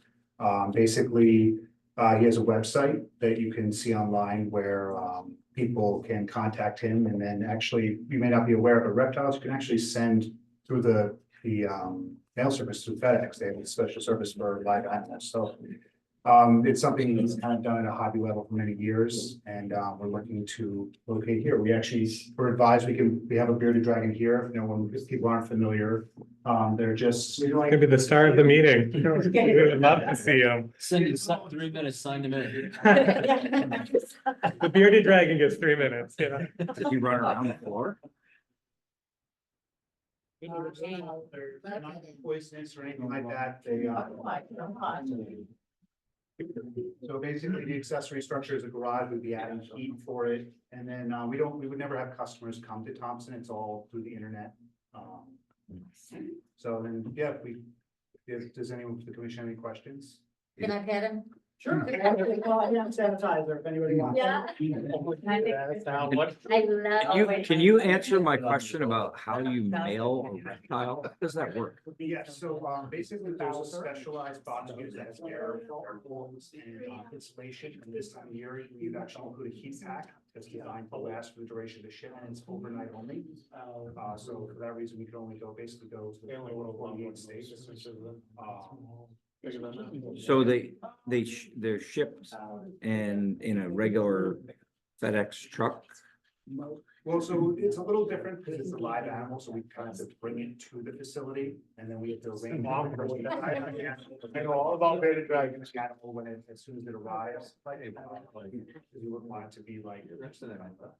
Fair. Didn't you watch FedEx take the pandas to the zoo? I didn't, no, I missed that day at school. Okay. There's like a live panda cam. No, they do. In fact, my daughter was petting a snake and ended up with salmonella because she didn't sanitize her hands afterwards. You said Yeah. this is Bowser? Yes, Great name, thank Bowser. Yeah. Do they come in all sorts of colors? they do. So this is a citrus, Uh-huh. which refers to the yellow color. And sometimes we will call this a citrus blue tiger because he has this blue color on the sides. Markings. They don't look like this in the wild. They look much more kind of bland. There's a lot of, brown kind of grays Yeah, that's blending in. not with safe the for environment. predators, right? It's not. No, this doesn't really help you blend That in. looks cool. Oh, okay. They are from Australia. They live in not quite deserts, this is Hansen type, but relatively arid climates, but also forested areas in Australia. So if I ordered one of those, what do I do with it when I get home? I don't leave it around the house or? Well, you'd want to have a habitat. I don't think Murdy will allow that. Okay, probably not, Oh, but I will add this, Just don't put your hands in your mouth. sending that through FedEx or whatever. We have bumblebees shipped to us, and they can send a box of. Oh, yeah. They ship bumblebees too? How come I don't know about They this? ship chickens, they ship bumblebees. They ship semen to breed cows. That I understand. That makes more sense. That's not a lie. That's not going anywhere. So Cindy, In a nitrogen tank, your reason for bringing this to our attention as opposed to, your only concern was the ownership piece? Well, the ownership plus it was something to do with different, but after I did my research on it, and I went online and looked, I went, this is really neat. And it is a less intrusive animal raising facility than a kennel would be, Mhm. or a grooming place. You know, Sure. those dogs, beautiful as they are, they bark a lot. So There would be absolutely no noise from the neighbors and something like this, so I would feel comfortable in approving it when I see the ownership of the home.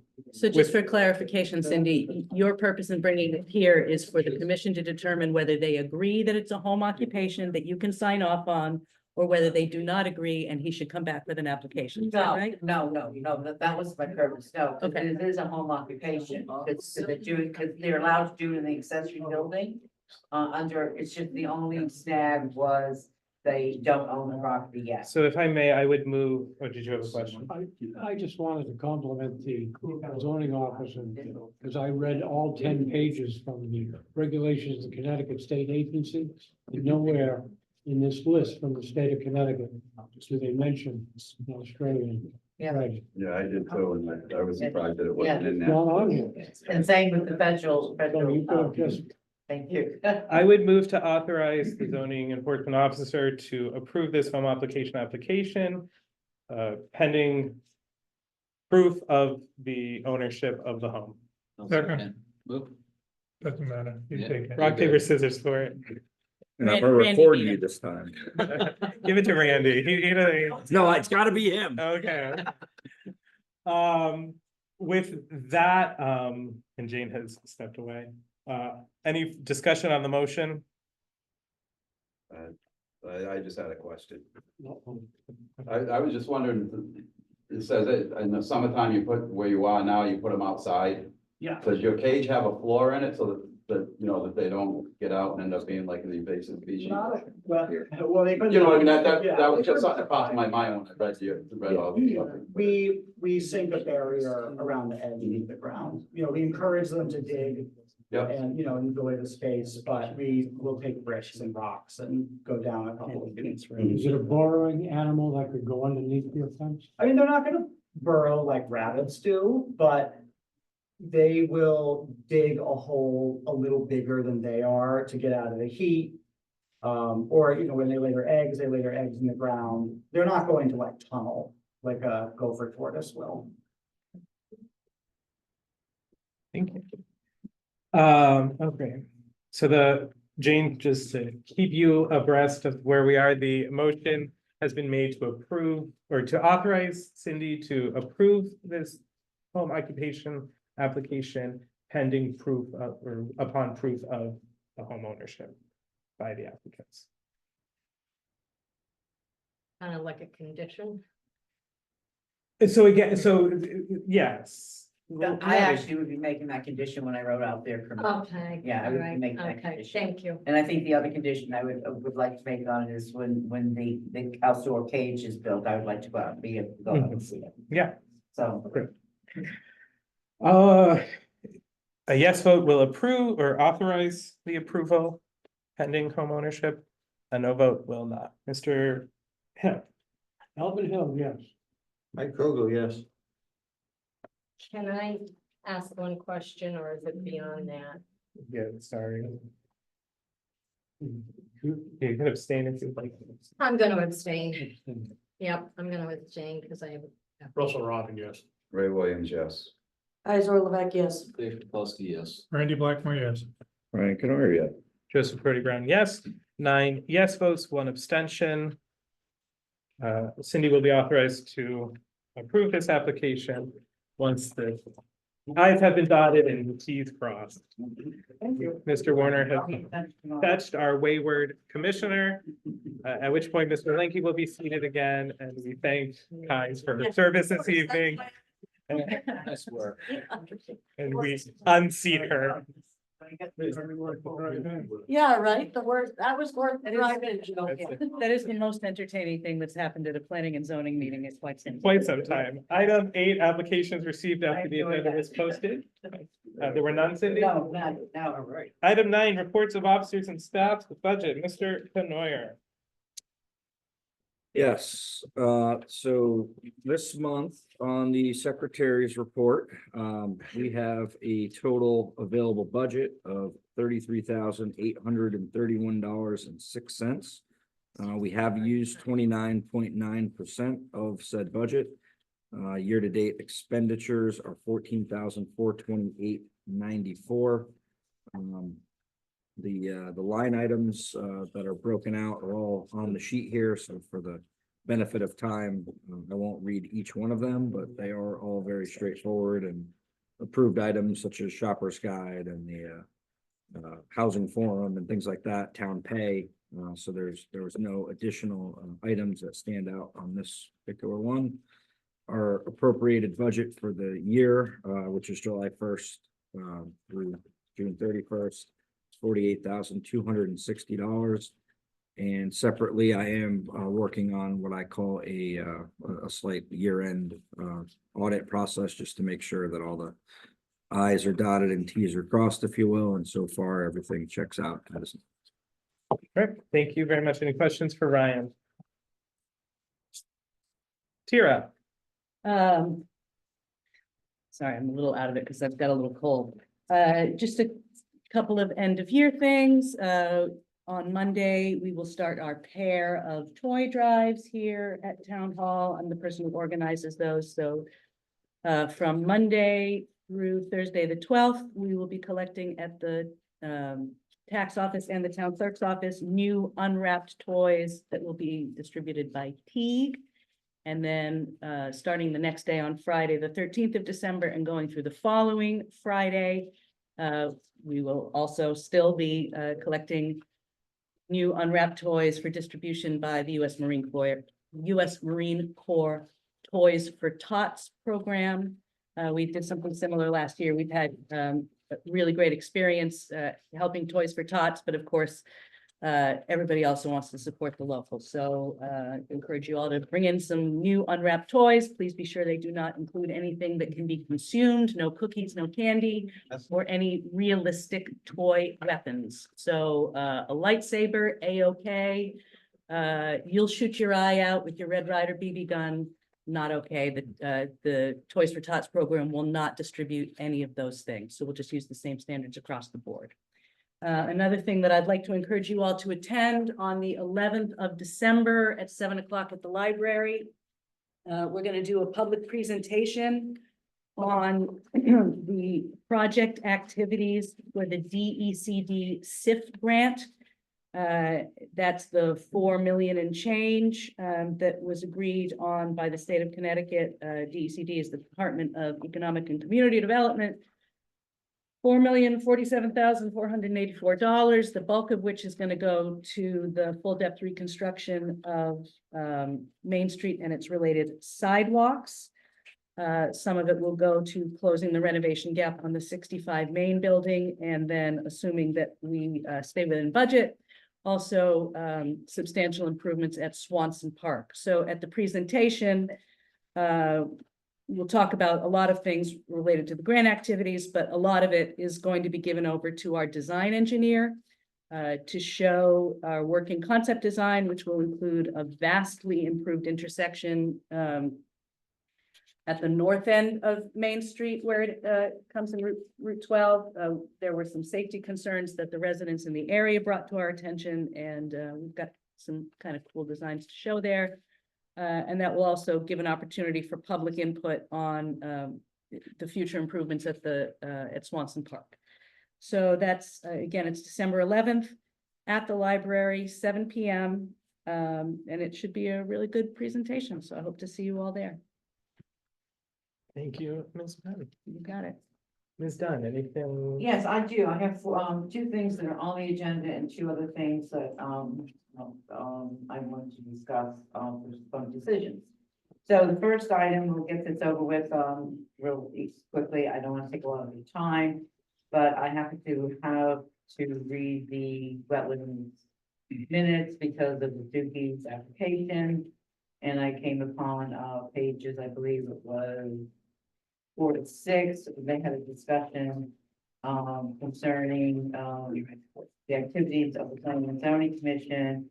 My statement to you tonight, I gave you a copy of my email that I sent to the chairman, vice chairman, secretary, and the chairman of the Inland Wetlands Commission and the chair. So my statement on this is I feel the discussion of the P&Z and CO at their last wetland meetings was unethical and disrespectful of our positions. And you as elected official, me as a hired official by the Planning and Zoning Commission. And if they were to have a discussion to take place, the chairman should have notified us, myself and the chairman or a representative of the board to attend the meeting. And if that was not known beforehand, when the discussion came up, the board should have said, we are going to delay this discussion until the zoning enforcement officer and the chairman or the representative of the Planning and Zoning Commission can come to our meeting. And so they can be present and we can talk about what they discussed in front of them. So if you read my email, the discussion was us approving applications before their approval. I only remember once. I said, guys, don't do it. And one member said, yeah, just put a condition. Last meeting, unfortunately, those minutes got so messed up. Nobody's fault. Kevin was extremely sick. He even actually had to leave the meeting at COVID. And this was Ryan's first time with it. So that was messed up. So the bottom line is I am doing some research on how many times that we have approved application without wetlands approval. I've only gotten up to 2020. And, so it'll take a little bit more time to get up to 2024. And I will be calling, as long as I have your support, calling Inland Wetlands Commission, the office tomorrow and ask to be put on the agenda to discuss this, comment in their minutes. And I would like a representative from the board to come with me. So that's what I have to say about it. Any questions? Mr. Lanky. Yes, I remember some of the things that, like the past history where, so to speak, we use that, we approve, say, the application on, depending on what the Wetlands Commission, and nothing could go forward. So we never really stepped out of bounds. But somehow, it seems lately that this Margaret Or Washburn, we should say any name. Okay, I'm I'm sorry, I saying take same that thing that. the inland wetlands agent has been saying that we're going ahead of putting the cart before the horse. Well, Okay, and to and- be clear, she wasn't the one who said that in the meeting Right, exactly. originally. It was not, But it's still, that we're doing ahead of them, which we did, we never in the past overseen the Inland Wetlands Commission on their approval. We waited for that approval, just like the NDDH or whatever. We wait for that approval, we wait for whatever the outcome comes, and then we decide from there if it's a go or not. I'm sorry, but All of you know me, that when I do the research, if there are occasions when we did do that, or if I suggested it, et cetera, you do know that I will be responsible for those actions, and I will write them down, and I will say, this is what happened. But I've always worked well with the wetland office, with the agents, and I respectfully want that to continue. right, regardless of whether or not you wanted to, Cindy, I think it's important that Yes. it does happen, Yes. right? So I think, right, we want miscommunications to be unmiscommunicated, right? I think both the commission and any staff for that commission, this commission and staff for this commission, want to act in the best interest of the town of Thompson, want to, as Mr. Blackmer mentioned earlier, not be unduly onerous to applicants, but, want to make sure that proper procedures are being followed. So Cindy, thank you for undertaking that research. One item to add, Cindy asked if one of us could attend, so who is going to attend and what's What the is the date? date of the next? The day of the next meeting is, I believe, December 10th, it's a Tuesday. Randy had sort of indicated he might. Yeah. Must say summer down. Yeah. Yeah, it's Tuesday, December 10th. It's not in there on Zoom. They don't meet in person. Yeah, I'll do it. Okay. We And I keep will- calling you, Randy, and everybody takes turns calling you to keep you, Riled up. Yeah. I will also tend Well, I'm to good. plan Yeah, on being yeah. there. I don't have my calendar with me. Okay. And, as soon as I get the agenda item, I will let everybody know. And that's at 7 PM. Yes. Thank you. 7 p.m. So on last month, we talked about, the statement of waiver for condition 2 and 3 on re-subdivision permit 2426. That was, Max Candidas, piece of property. And you wanted to do, be in lieu of open space, and the research was done by the applicant's agent. I gave you that report. Did everybody get a chance to read the report? And you have any questions? Good. And after the conclusion of that report, Tara and I signed off on it and said we do not have to do that. Is everybody in agreement with that? Yep. Okay, good. That's that report, and trying to organize what that's ever happened. So the next one is, Jacob Teslier, right? Yes, is here, and Jacob is, is ownership of, Thompson Rail Properties LLC on 299 Reardon Road, the stone, operations, stone crushing operation. They are expanding and they have, put a foundation into the, one of their pieces of equipment, and I'm gonna let Jacob, if you don't mind, explain what the equipment is, because this is great to me. Sure, it's another. Hand up. Just Name another- and address first.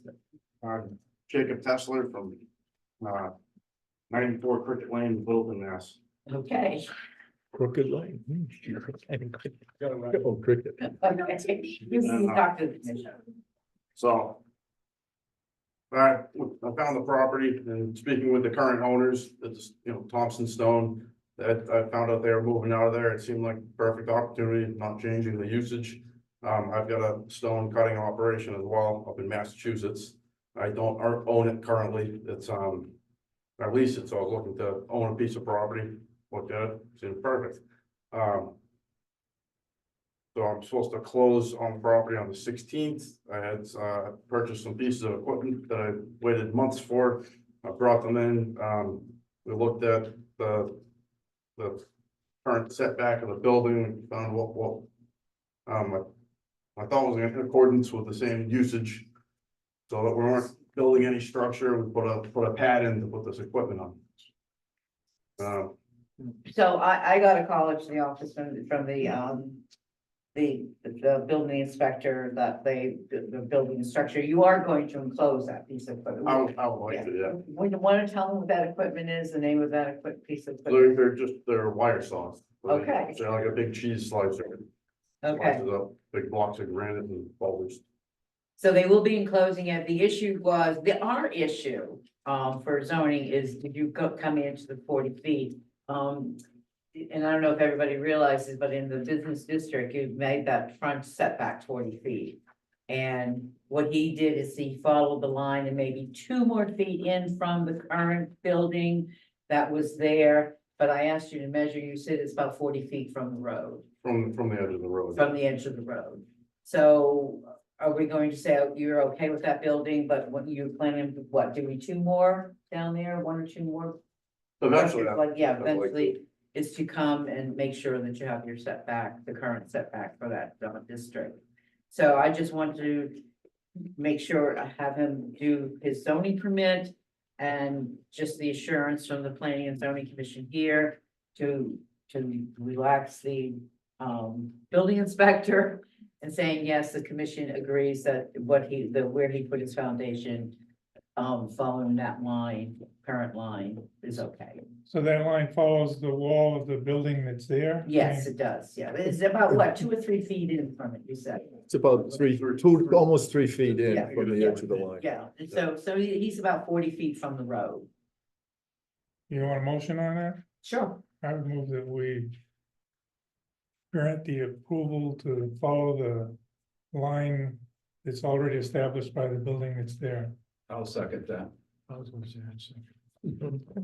Motion made by Mr. Blackmer, seconded by Mr. Williams. Any discussion on the motion? You've been out there, oh, sorry, go ahead. The only Oh, yeah. question I have for him is that because it's you're running water and stuff with it right now, correct? Yes. All right, so you're gonna put a temporary structure, something like a salt shed thing that's temporary, it's like, those temporary Yeah, salts. to keep the water. To keep the water from freezing while you're running it in the winter, cause you Yep. need to run it, okay? So But then when- eventually you're gonna put a regular building over it. Yeah, I wanna go through the process. And get Okay. So when it comes to a zoning permit, we put both on it. We Yeah. put both Well, on the I'm zoning just- permit, yeah. And You so, need to get that clarification in there. Mr. Williams, So when you go to do the, other buildings, are you gonna try moving them back a little bit? So are you plan on putting your next ones at that same phase? Whatever I'm approved to do, if I could, it's great. If it needs to be pushed back, that's. Yeah, we'll go out and measure it when he gets Yeah, ready to do the okay. other building. right, yeah, I mean. Shouldn't we you- make it Yeah. more friendly for I- him I if he was already wondering has about a concrete pad there? Wouldn't it be easier to use the existing instead of moving it a foot? Well, that's what we're saying, right? But I thought we were- Mr. Williams' point, like if we're talking about future building, Yeah. we would want Yeah. future buildings, I would want future buildings to fall behind the setback. Right, yeah. Yeah, Right. but the current one that already has a Like foundation wire gate EDM is type what thing? Mr. Blackman's EDM? motion was Well, for. well, the wire cuts metal, is it the same type of thing for Who the seconded? stone? It's similar, Right. it holds they're beads that hold diamond, so it's like a big bandsaw. Oh, It's okay. pretty Yeah, yeah. interesting to see. I went It by is. there I drove Saturday by it. and I It's very stopped because he was running it just for curiosity. That thing cuts, Yeah. I'll tell you, it cuts. And you were out there, Cindy? And- Yes, I was, You have no yeah. concerns about the placement of No, the I don't. It foundation? was a slab No, about you that just need to thick. fill out the zoning permit and we're good. Um, The rest of his dealings is with the building office. Let the man do his work. in that case, if there's no further discussion to the substance of the motion, I will call the vote. Mr. Lanky, John B. Linky, yes. Ryan Canori, yes. Randy Blackmer, yes. Dave Plesky, yes. Ray Williams, yes. Rosa Ron, yes. Jane Salsa, yes. Mike Ogle, yes. Alvin Hill, of course. Joseph Brody Brown, yes. Thank you, Mr. Testa. Good luck. Okay, thank you for coming. The other one is good news. I can't tell you the name of the company yet because the sale is not final.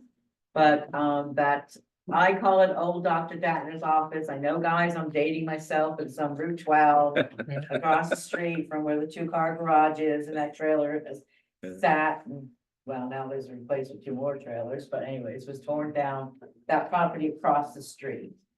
Somebody wants to come in and he wants to purchase the land and he wants to open a food and beverage. And it's permitted in that district. It's permitted with zoning permit, with zoning commission site plan review. So I just want to ask you, do I have to require him to have a engineered site plan for the property? Or can he just blow up this here and map out what he's going to do? Yeah, correct me if I'm wrong, the regulations give the ZEO the authority to waive. Right. You do, but there's been some questions sometimes, well, I guess more the ZBA has the questions is, well, this is not a good site plan, I can't see what they're doing. And so I just don't want to come up against that when this gentleman comes in. Do the due diligence. Yeah, okay. Cindy, what is this called? I can't tell you the name yet because he hasn't. How do you, It's not done. how do I write this in the minute? Oh, I'm sorry. He wants to purchase 372 Riverside Drive. Yeah. It's for sale, thank God. He wants to purchase it. And he wants to open a food and beverage. We're not counting a trailer there, right? What was that? We're not counting a food truck, right? And he wants to do food trucks, yes, he does, yeah, but that's, that'll be down the road, yeah. Food truck. So that'll all Food be truck in the be application on that comes site? before you, Cindy's no, On site food truck. yes. I'm sorry. Oh, He's not going towards the water, right? Is he No, expanding no, no, towards he the water or? said that building, surprisingly, which I am surprised because of the tenant for the last 2 years. He said surprising, the building is really in good condition when it was remodeled. Okay, They have a lot of work to do because of what he wants to do. yeah, And he won't be using the garage part, for, probably just storage, but not for, customers and stuff. It'd be just using the building. okay, so he's staying in that footprint. Yeah, so I I don't think think you'll all there's be happy any when you plans. find out. what Yeah, it yeah, is. if the footprint of the building is not changed, Yeah, I know. Yeah, I don't yeah, think just- we- yeah, exactly, it's not going to change, no. Good. yeah, Okay, Mr. Lance? So is he using the building to serve food or is he using food truck? Mike's gonna use the building to serve his product, what he does. But he's still gonna have food truck. Yeah, he wants to, look into that, the food Okay. trucks, yeah. We good? Thank you, Cindy. Okay, that's all my report. Excellent. Item 10, correspondence. Several of us were hit up for some money from the C2 Land Conservation Council. And some of us are gonna give. And I. I nominate Ray. Second? All those in favor? Without objection. It's on my list for payday. And then the next that I know, Cindy, you included, or it was included in the packet, right? The letter from the siting council. So they did grant the Public request hearing, for a public unfortunately, it's hearing. on Zoom, which I think is quite unfair to, surrounding community, but that's my personal opinion. That's in January, right? Yeah, January January 16th, I 16th. believe. Yeah, January 16th. Not in person at all? They don't do in person. That's not the question. Old folks don't do computers. Yeah, well, I mean, arguably, when do they drive to Hartford? or- Blank vote. At night? Not tired.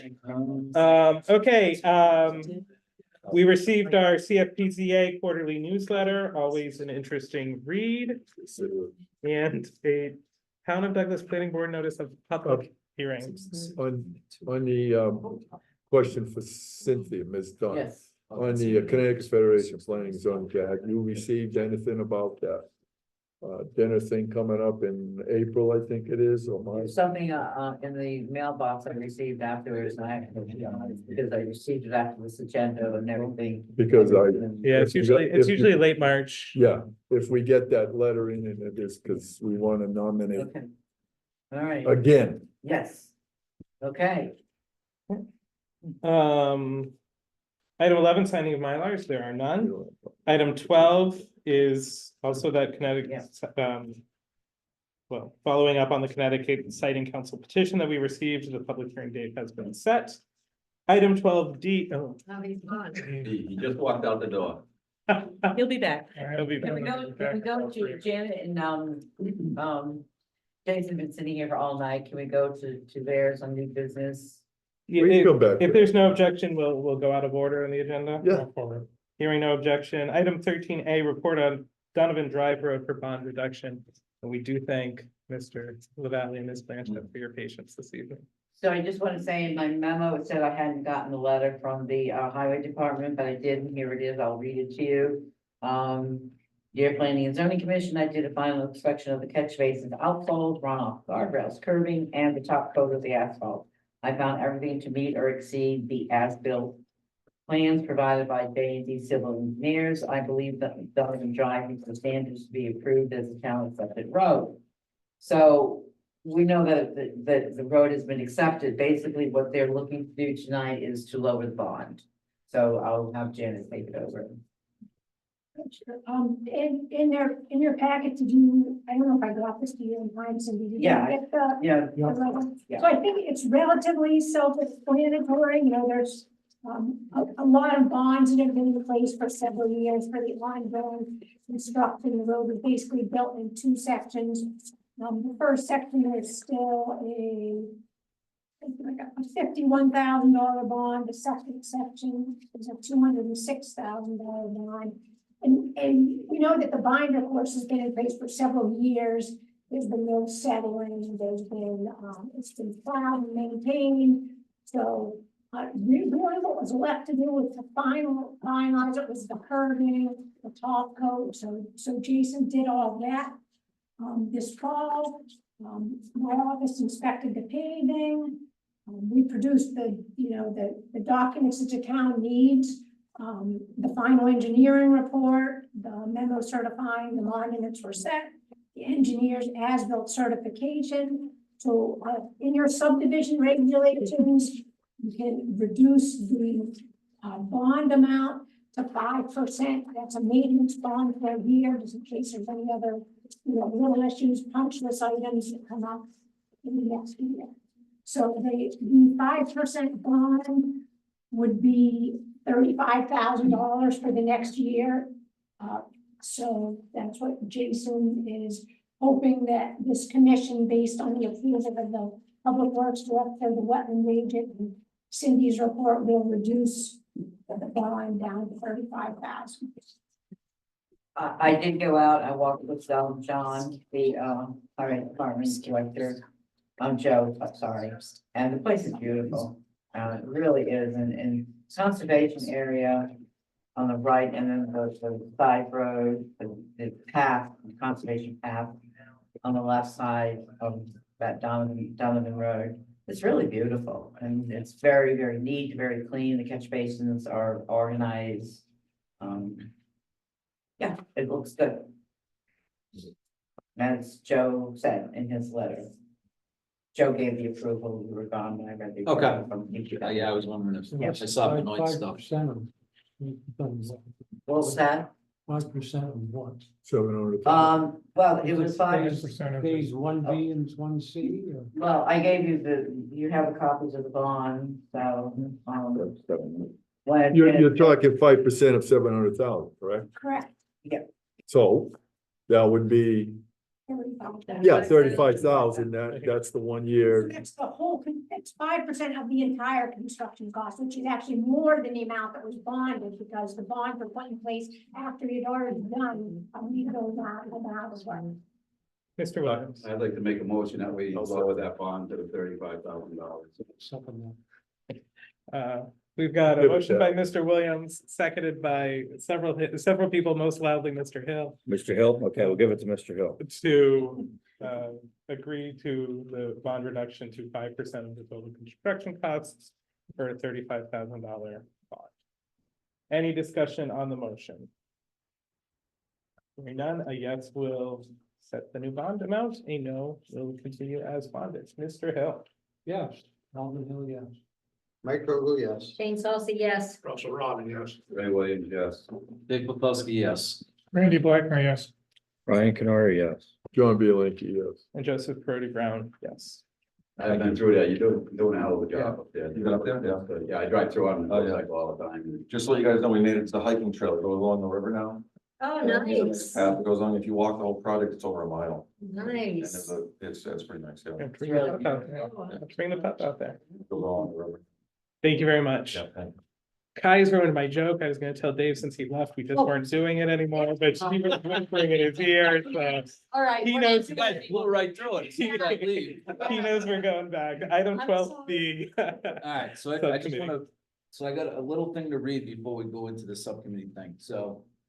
I know it's not commissioner comments, but can I read this? Yes. Alright, so, to my fellow commissioners, I want to follow up on some concerns I have following the October meeting. During that meeting, Commissioner Salsi insisted that the commissioners should facilitate and run the subcommittee meetings without assistance from the planner. It has now been a full month since our last regular meeting with nothing scheduled or solid plans for subcommittee review of the regulations. My concern is that we have made commitments to the residents that we would review the regulations yearly. We have made tremendous progress as a commission, and I do not want to see us lose momentum or retract that commitment. The holiday season will probably make scheduling more complicated. If as a commission, we agree with Ms. Salsi that the format of the subcommittee needs to be changed in some way, then we should call for a motion and vote on the record with the details of what those changes might be. This is not what happened at the October meeting and has contributed to the delay in our review of the regulations. Personally, I feel Tara's involvement has contributed to the success of the revised regulations. As an employee of the town, she has the resources to research state statutes and best practices and bring them to us for discussion. That is what we have been doing, and in my opinion, it has continually improved our regulations over time. As the elected commissioners, we have the final say on what is brought forward to public hearing. Tara, Cindy, or members of the public can bring us recommendations, but in the end, we are the ones who make the final decision.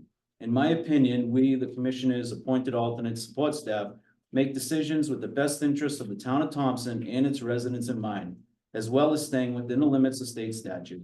I'm only bringing this point up because we now seem to be stalled out and have no clear path forward. At this point, it is unlikely that we'll be able to wrap up our annual review before the end of the year, but I don't want these delays to drag out indefinitely. In closing this topic, I hope we can discuss next steps and have solid discussions on how this subcommittee moves forward. Thanks, Dave. That's a good point. So When is the next subcommittee meeting? Not scheduled. that's. No, I'm saying, when do you suggest that we have the Oh, next subcommittee? Excuse me. I think it's the same format with, if chair will start, my opinion is nothing changes. What? Jane, Oh, and I don't want to go tit for tat tonight, but I've already checked into some things and there are things that I have been working on, and because the holiday season is here, there is no rush to get this done. We don't even have a say on what we discuss at these subcommittee meetings. We are told and they are brought in, and this is what we're going to discuss tonight. There are things that I believe that need to be discussed right away.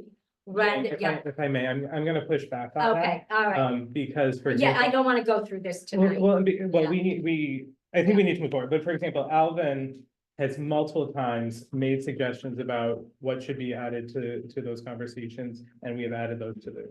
I have not been able to see where the things that I'm seeing as what are important to be done at these subcommittee meetings don't get done. And I've unfortunately had an awful lot going on in my family, so I haven't been able to do what I have wanted to do. But I believe the commissioners should be able to say what we want to discuss.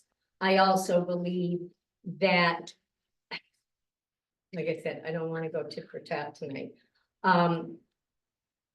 Having the commissioners have more input into these subcommittee meetings is what I feel is necessary. I feel that I have no input, except for when it's brought forward to me and I can say what I want. I would prefer for the commission to pick and choose what is discussed at these subcommittee meetings. There are important issues that need to be brought up and discussed. And a couple of them we're going to take care of, look at tonight. Yeah, so again, I'm gonna say we started in the spring. With monthly reminders that if you have issues that you would like to be seen brought up in the yearly review, to get them to the staff. I can think of, I've mentioned Mr. Hill, Mr. Krogel has introduced some points that we had lengthy discussions about. And so I'm sorry you haven't felt that. Okay, can I ask you a question? Yeah, absolutely, you may. We're the commission, correct? Absolutely. Yeah. We're the ones that go over the regulations, Mhm. correct? Mhm. I don't mind input from the staff, but we are the commission. We are the ones that are supposed to be doing this, Mhm. not being led by somebody that does not sit on this commission. Who And never, that, who never votes on items, and Jane, you said it yourself, that you rightfully have been putting your family first, you've had some Yes. family, right? That is why this commission hires staff, because we have people whose job it is to make sure that the work of the commission continues when the volunteer commissioners are unable to give 40 hours. last month I was able Thank to you. bring it up because some of my family issues have, thank God, been taken care of and they didn't die. And- So I brought it up last month. Mhm. I have things that I have looked at that I would like to see brought up. I still feel that the commission should be the one that is doing the regulations. I also have questions as to why they are done every year, why we have to go through these. Is it because of what was done before I got on the board and they now realize that some of these things really do need to be looked at? But my thoughts are that, well, I'm just gonna say it. Get led through by the nose. I don't like the fact that somebody that doesn't sit on this commission, and I have nothing, and I even commented on how well she did, the things that she brought up tonight. But I have a problem that it's not the commission doing this. It's underneath. So again, Jane, I do not agree with your characterization Okay. of that work. Because it's been done this way for so long. No, so let me take a step back. One of your questions was why did we commit to this annual review? Yeah. Because the review and rewrite we did was the first substantial rewrite in decades. Yeah. And knowing that with anything with changes like that, there are going to be unintended consequences. Yeah. There are going to be unexpected difficulties. And so instead of waiting for the next major rewrite, we wanted to be attentive to them, responsive to them for the benefit of the town and the residents of the town. So that is why we committed ourselves. That was the discussion that was had in those conversations. Yeah, and Yes, Mr. go ahead, Mr. Hill. Sorry. Now, one of the responsibilities as a commission, Mm-hmm. we open the book and read. Yeah. And if I see something that could be better, I don't get on the phone, I get on my computer. I say, this is what it is, this is what I would like to see. Then I submit it to the town planner. she puts on the agenda. I don't. Then I will send speak all my to that. requests that need to If be you done. have something, put it in writing and submit it to where, and it'll be on. It'll be on the agenda. Okay, because there's some other Then we've changes done that this I want to for see years. done Then also, which I will bring up. I feel that I've learned a lot in the last 3 years sitting on this commission, but I've also seen a lot of things that have gone on that shouldn't have happened on this commission. And I see things that are being, I don't quite know how to put that as far as leading. And I do understand, I've run several boards and I have run several, I can't tell you how many meetings. I'm just not seeing that the commission is in charge and we are the not in commission. charge. No. We put it in writing. We make that submission so all of us can see it. And who do you send it to? But then who discusses it, Jane? And who has the final We vote? do the same thing. We have, and I also believe that some of these subcommittee meetings, we should have the choice of being able to sit across the table. I'm one of those people that I prefer to look at somebody's eyes when they are discussing something. So there's a few things that I like to see. So I'll make up a list and I'll get it off. Great, And I'm gonna send it to you. wonderful, thank you. Yes. Can I ask a question on procedure? Yes, I want to Mr. Crowe. address Dave Poplawski's topic here. So is there a timeline? Is there a deadline at the end of the year, like a fiscal calendar year, where we have to have the subcommittee in? Are we gonna miss some type of deadline? Call it an No. annual review. No, So on December 31st, what changes? nothing, nothing. So we can still have a subcommittee in December and January, and we can still have it retroactive for this calendar year? Now, I'm gonna ask here for some clarification, because there are some with the codification project. There are some, they aren't official deadlines for this commission, but they are timelines that affect the cost to the town.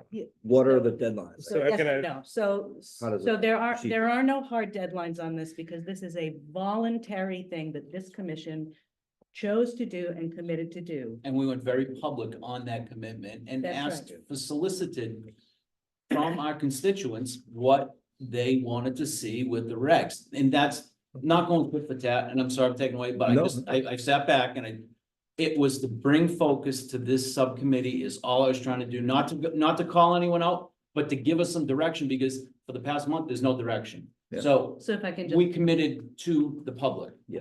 so. Yeah, but there is no timeline But to there get was- this Yeah, okay, done. just what we're So- gonna have. Can we all we're gonna have agree one that person there's speak at a time, please? There's two Mr. topics that Canoyer? are important, Yep, lot sizes and cannabis. Let's stop beating around the bush and do it. and confront the issues that are at hand and come to some consensus. It's If not. those are the I'm issues. just, so, It's, just 1 minute, please, seems- Ms. Penn. Okay, so, and I know that this is why, excuse me, Ray brought this up today.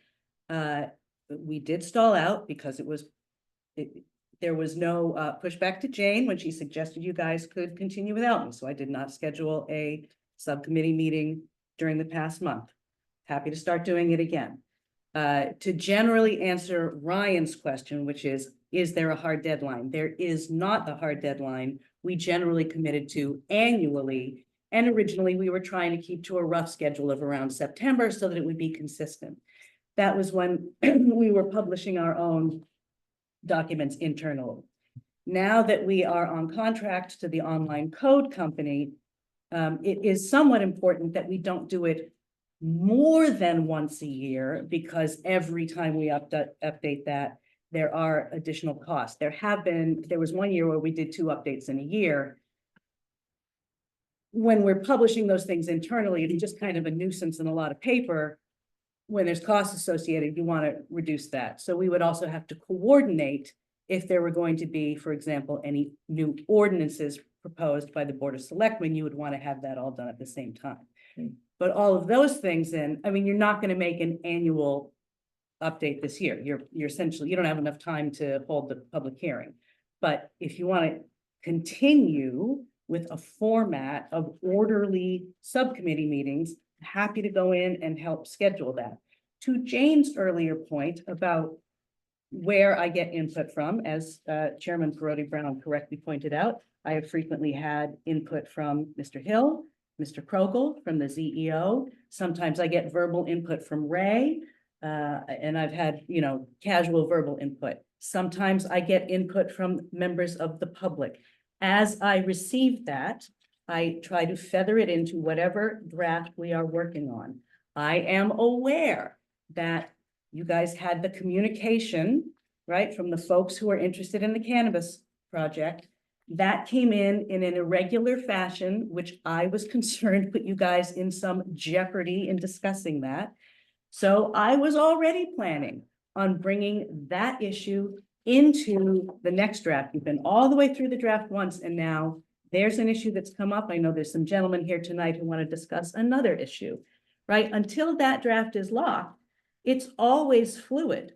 But I have never had an email from Jane regarding anything that she would like to see in the regulations. I would be happy to entertain that.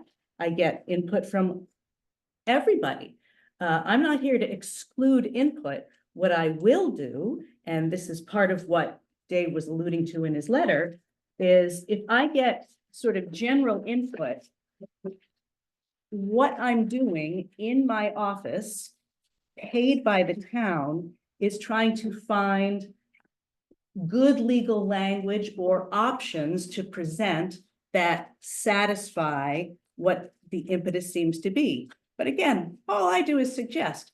Ultimately, you guys vote, but you should be voting on properly written, legally correct language. And that is the role that I feel I was assigned by the town when I came in. I will remind the longtime members of this commission that you had been working on your rewrite, which was finally completed in 2020. Is that when we finally got it done? September. 2020, had been working on it for a period of years, under contract, didn't find it satisfactory or the response from the contractor.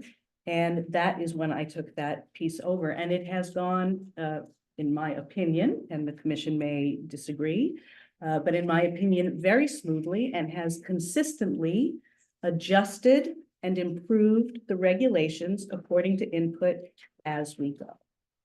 But you guys have every right to choose another format, have somebody else work with you.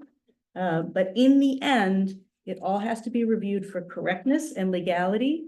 And that's that. Here's a question. Where would the language for the cannabis regs come from? Would it be strictly from state statute, since it's a relatively new and a longer timeline of other topics, right? Cannabis was approved more recently in the state of Connecticut.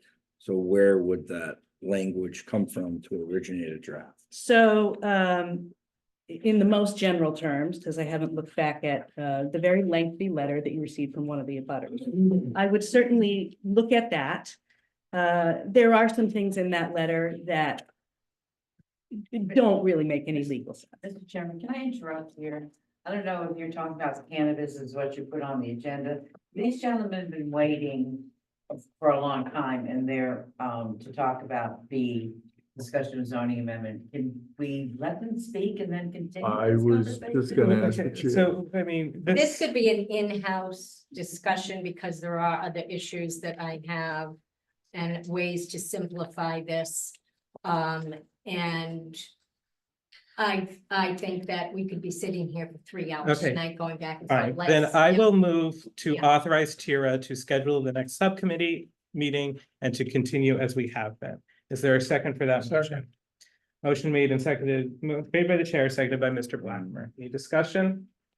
Hearing none, a yes vote will make that authorization, a no vote will take another action. Mr. Lanky. John B. Linky, yes. Ryan Canori, yes. Randy Blackmer, yes. Dave Pulaski, yes. Ray Williams, yes. Russell Robin, yes. Jane Salcy abstain.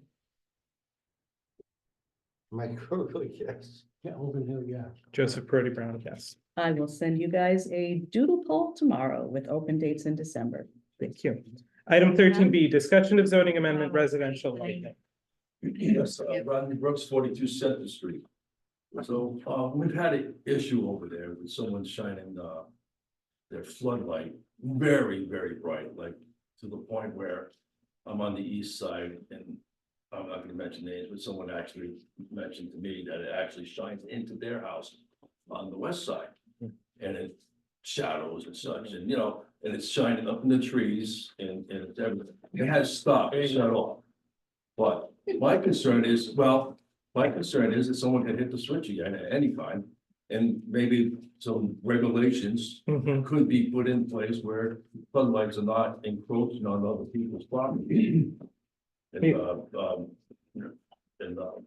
just feel like it's a trespass on people's property. Yeah, no, thank you very much. Everybody got the. Yeah, letter? yeah, thank you. Yeah, and, Cynthia, you were over there. You took the- Oh, yeah, And and you, it's very disturbing, and it does go across the lake onto the Babula Road. Yeah, Bacola Road, Yeah, Cool, yeah. Bacola Road, yeah, no, across the lake. thank And it you. does go over, and, so Rodney's here, and Stephen is here to, answer any questions that you might have, and also for you to consider, and which Chair and I have had this discussion of putting some residential restrictions. And I think it would also be, an occasion where you would look at other towns and see what Yeah, they're doing. Absolutely. With And residential lighting. Cindy, This did you was- also send me that letter? Oh, yeah. I'm not sure that I got- Yeah. and this Okay. was also a topic of conversation at the last subcommittee meeting Right. to some extent, right? It was. And so thank you, Mr. Brooks, thank you for your input. We do recognize that this is an important issue. thank you. If, So my suggestion in this case, and you can do whatever you want with it, but I haven't seen this yet. So although I've spoken to the gentleman in the office. The sample, the proposed regulations for dark skies that were included in the current draft. I had intentionally limited to mostly commercial and multifamily properties because of the general preference that this board has had to avoid limitations on agricultural residential properties. If the commission is amenable, I can go back and look at those sample dark skies regulations. There is definitely language related to residential in there. I'm happy to propose that at that next subcommittee meeting. That would certainly be the simplest. yeah, and I think it's definitely important to have that discussion. I'm speaking for me, of course, as well. Those meetings, for your information, Mr. Brooks, are sort of working sessions for us as well. The public is invited to them. Sure. So we don't always, we don't entertain public comment at that time. But if you're able to listen to our discussion and then you have some thoughts you'd like to share with Cindy or with Tira after the meeting, Sure. we'd be happy to take those into account. Yeah, and this gentleman is not the only person who Sure. walked into to bring that topic up recently. So I think it is an area where you certainly have some residential support for that. I think some people might be reluctant to say anything and maybe retaliation. Yeah, Like, yeah, understood. So I do thank you for bringing this to your perspective to our attention and your patience on a long evening. So thank you. Ryan, did you get his name, Rodney Brooks, No, thank you very much. and the address, 42 Center Street. 42 Center Street. Rodney Brooks. Thank you for waiting. Thank you for your time. You guys don't want to stick it out for the last. No, just send me a. We'll send you a. Yeah, you can watch it on YouTube again like I did. Yeah. Have a great night. Thank you both very much. The next thing is approving the calendar. You have to set. Yes, it is.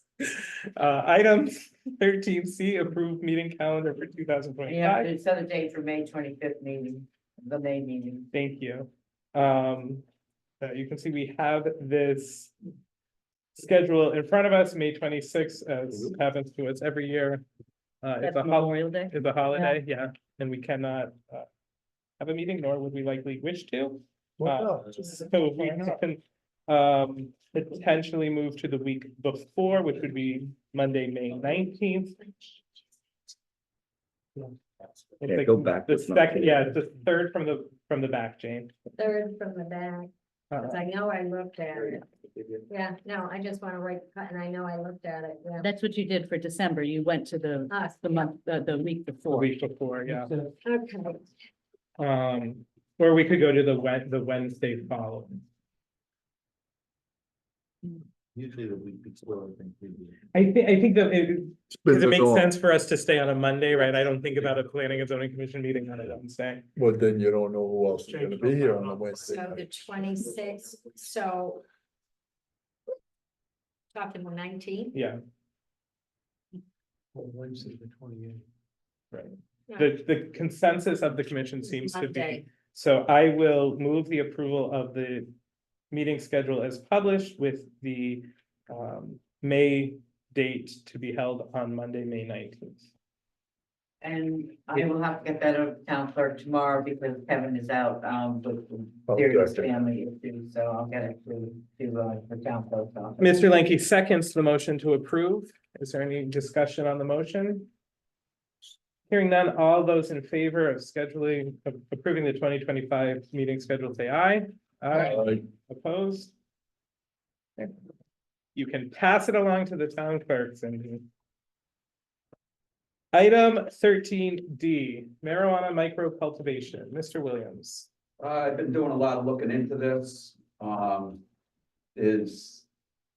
The last I seen it was, 59 towns in the state right now that have moratoriums or bans on this until.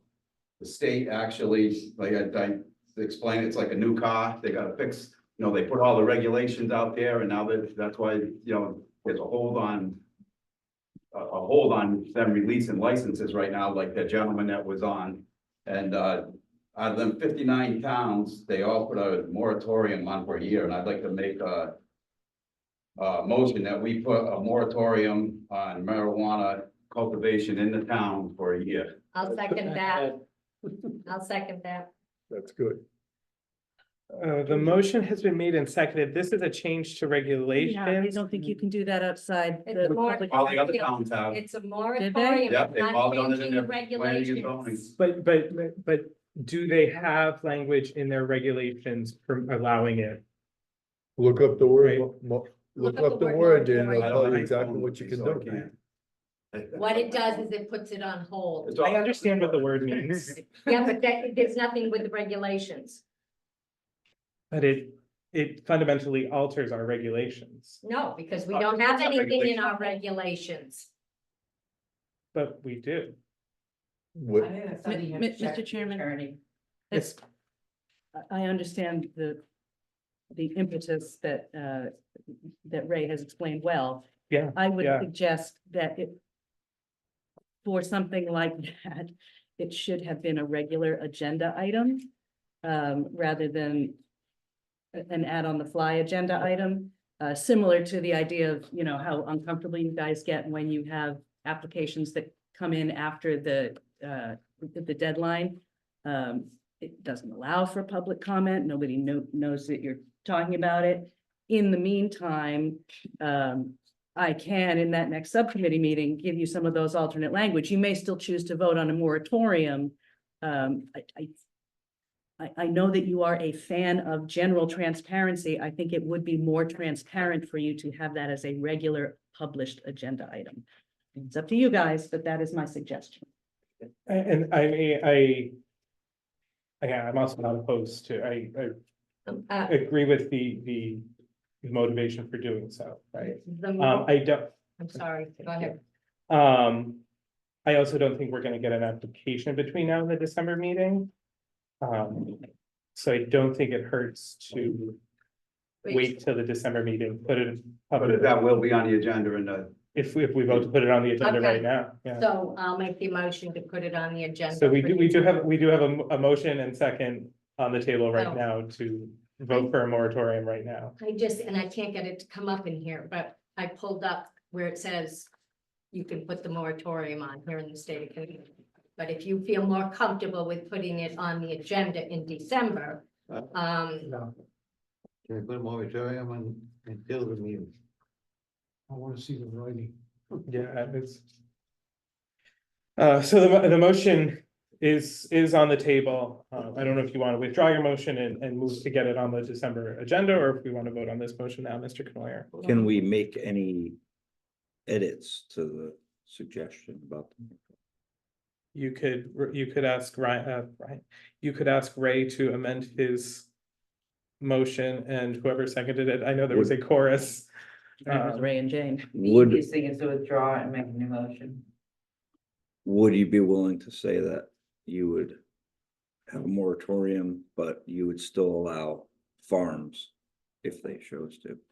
So I think, so this is the point, right? I think people have different ideas about what they want or what they don't want, and so I think it needs to be an agenda item, a discussion, right? There is. Right, there's no way that a micro cultivation project is approved before our next meeting. That's right. Yeah. Well, there would be a public Not hearing really. and everything, That's so it's correct. not- It could be, it'd there a could be an public hearing, application, you have right? to accept But it would it. have to be accepted for a public hearing, So it's impossible. right? Which means we wouldn't have the public hearing until. It'd be- Mr. Well, Wilson. I'd just like to get that done, to So hold off, so we're not rushing the way we rush everything else. Yeah. And we can sit back and figure out what and where we wanna have them, instead of just having them on acre, people coming in. Ray, I think it's a great idea. I'm not. You know, I just wanna I just want us to do it right Mhm. before. And I think to your point, giving us this time until our next meeting would allow us to have draft language that we read ahead of time, vote on, have it vetted by town council. Well, I just want a moratorium for a year, then we have time to work on, to get our, Yeah, the regulations writing done. in order, yeah. And That's again, all. I agree with that. I mean, the moratorium just basically puts it on hold. Nobody can do anything. You We're can't not put an going application against the regulation. We're not changing the regulation. We're just stopping any possible Do regulation. we think it takes a year to write regulations on something that's already legal? And so this is all part of the conversation that we should That's what all have the other about. towns done. Yeah. Right, and so. I think most of the towns that have done it aren't, So maybe Ryan, you wanna do it for 6 months Yeah, and maybe then 6 months. reassess it in 6 months, and it's like, let's have those discussions, but let's have it. With more than just the 3 people who are still here with us, the hardy few, who have survived this evening. And it Uh, does, again, give us the option of, I can have some draft language for you. You can still vote on the moratorium in December. And then if you don't like any of the draft language that I present, we can in those subcommittee, as you say, take all the time you need, whether it's a part of the full package for the annual update. I'm sorry, Jane, Or- I'm sorry. You, in one meeting, in 1 minute, say that we rush things, Yeah. and in another minute, you say everything Citizen needs to be so comment. difficult. ZBO. I am trying to ensure that we are doing a thoughtful process Yep. that doesn't require 5 revisions. Yes, and that's what I'm trying to do too, but in the simplest manner where we're not taking 3 hours to discuss one issue, which is what we have done at many of the meetings. So that's where I'm going. A moratorium is just that, a freaking moratorium. But if you want to put it on the December thing, then we can make sure the wording is right and we can get it done in December. You're right, legal wording is probably not important for. I something said like to this. get it, a moratorium is a moratorium. I Do you understand. not understand it? No, I've already told you I do understand. Look it up again. I say move this along or let's adjourn, one or the other. Let's, Ray, what do you want to do? I'll withdraw it until December. But I want it on the, make sure it's on the Want to agenda. make a motion Yes, for, put it on the Put it on. agenda. I withdraw my motion for the micro grow right now, but I make a motion that we put it on the agenda for December. I will happily second that motion. Motion has been made to put a moratorium on marijuana micro cultivation on the December agenda. Is there any discussion? All those in favor say aye. Aye. Opposed? Item 14, review of ZBA minutes. Anything that anyone wants to comment on? Item 15, citizens' comments.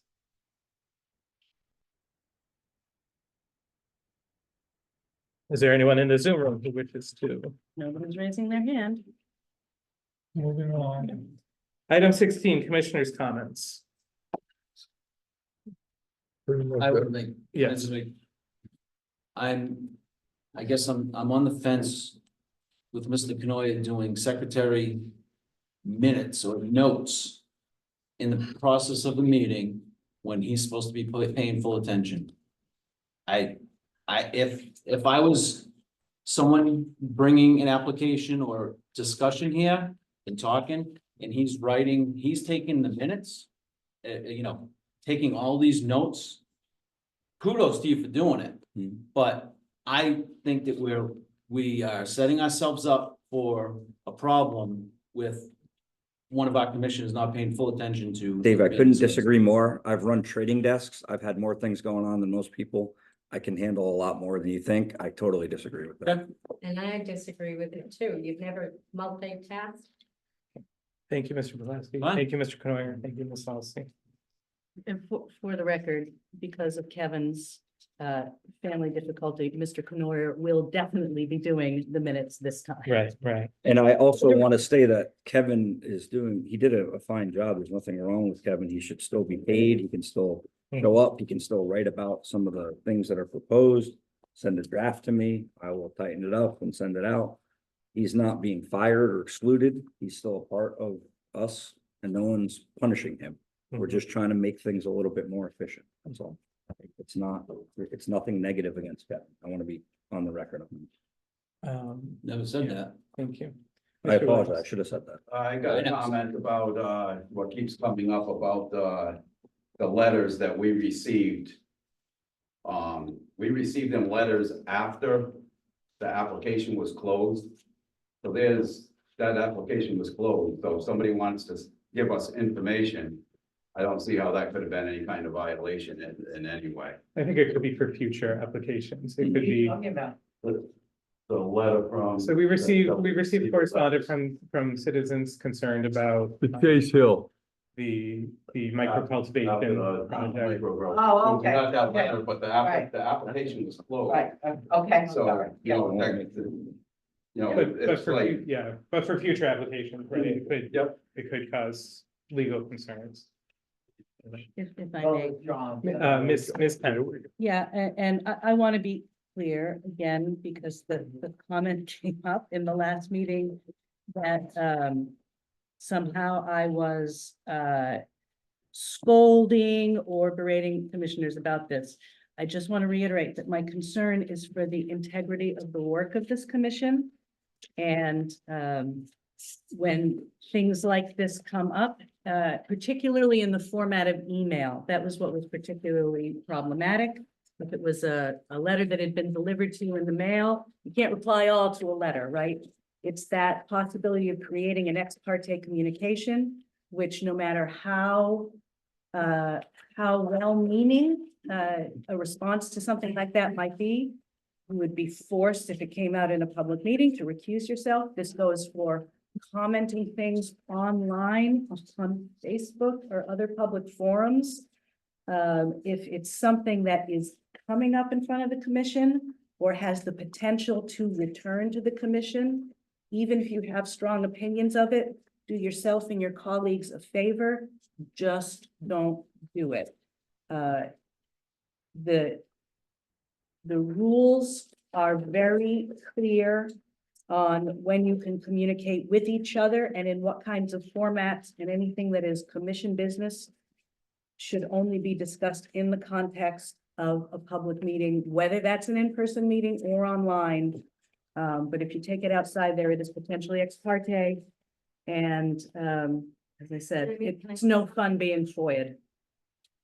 Thank you, Ms. Penn. Ms. Halsey. So what do we do when our constituents want to discuss something with us? You have to Which direct them I've to had, staff. I'm not talking to you, Kara. And I don't like being told, because I know the rules. I also, you said I was gonna call for an executive session tonight, but I didn't do it. And it was because of something that you said about me personally at last month's meeting, but I let it go. when I have somebody that wants to talk to me and say something to me over an issue in town that they are concerned about, I'm supposed to say, oh, no, you can't say anything to me. I can't talk to you. You can't send me a letter. You can't do this. No, that doesn't wash. We know enough not to tell anybody, because I have had people come to me and say, oh, what do you think about this? And I will sit and I will listen to them, and I literally say, I can't give you my opinion. So when somebody sends us a letter and you're saying, no, you can't send them letters, that's not right. That's not right. They are the ones that put us in office, and I will never tell somebody, don't communicate with me because it's not right. Well, yeah, Jane, you just said it exactly right. You listen to them, you say, I Yeah. can't comment on it, and Yeah. you move on. Thank you. And that's exactly what I do, and I know pretty much everybody else does the same thing on. But, right, that's a one-on-one conversation, which becomes different. And than with the reply. letters The also. reply all of the email becomes Yeah, the more. And I also sometimes say, come to the meeting. Absolutely. Depending on what it is, come to the meeting, because that's where it can be discussed. Mr. Hill. Thank you. Time to go.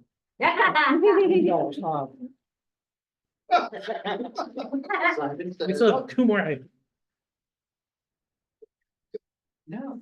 Remember, there's I don't a wanna lot go of back. statutes. A lot of stuff.